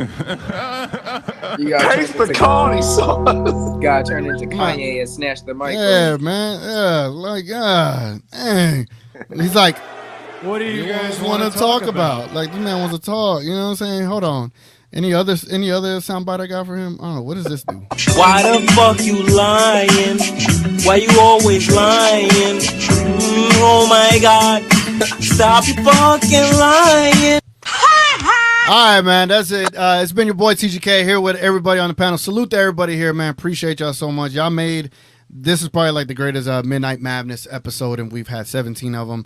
And the fact that we did an amazing show off of an NBA Finals loss, that says a lot about our group and in the circle. And hey, Wiz, appreciate you coming in here, man, and giving us a fiery perspective. Where Absolutely. I wouldn't miss it for the world, bro. And I look forward to the next one. Hey, that's what's up, man. And Look at Joe. I started. He's just copying now. No, but I think he's doing it to you. Yeah, of course he is, dumbass. Come on. Yeah. Y'all are funny, man. Anyway, pregame show Sunday. I'm gonna do it a little bit earlier since I have to be at the arena. So I'm gonna try to. What time is the game? 7 p.m. I guess try to be at the arena by 6. So I might be doing a pregame show around 4:30 to 5:30. So pregame show Sunday at 4:30 p.m. to 5:30, and I'll also be doing a vlog at the arena at that time. And then no morning madness this weekend. Anyway, man. And game three we will have a correspondence from Tyler. He will be at game 3 and he will be on the show as a vibes report. So appreciate him letting me know about that. That's awesome. And again, thank you all, man. Appreciate y'all being here, making this show amazing like it was. And yeah, man, we're gonna head out of here. It's been Midnight Mavness. Let's go Mavs. Let's get this game 2 victory. Catch y'all later. Go.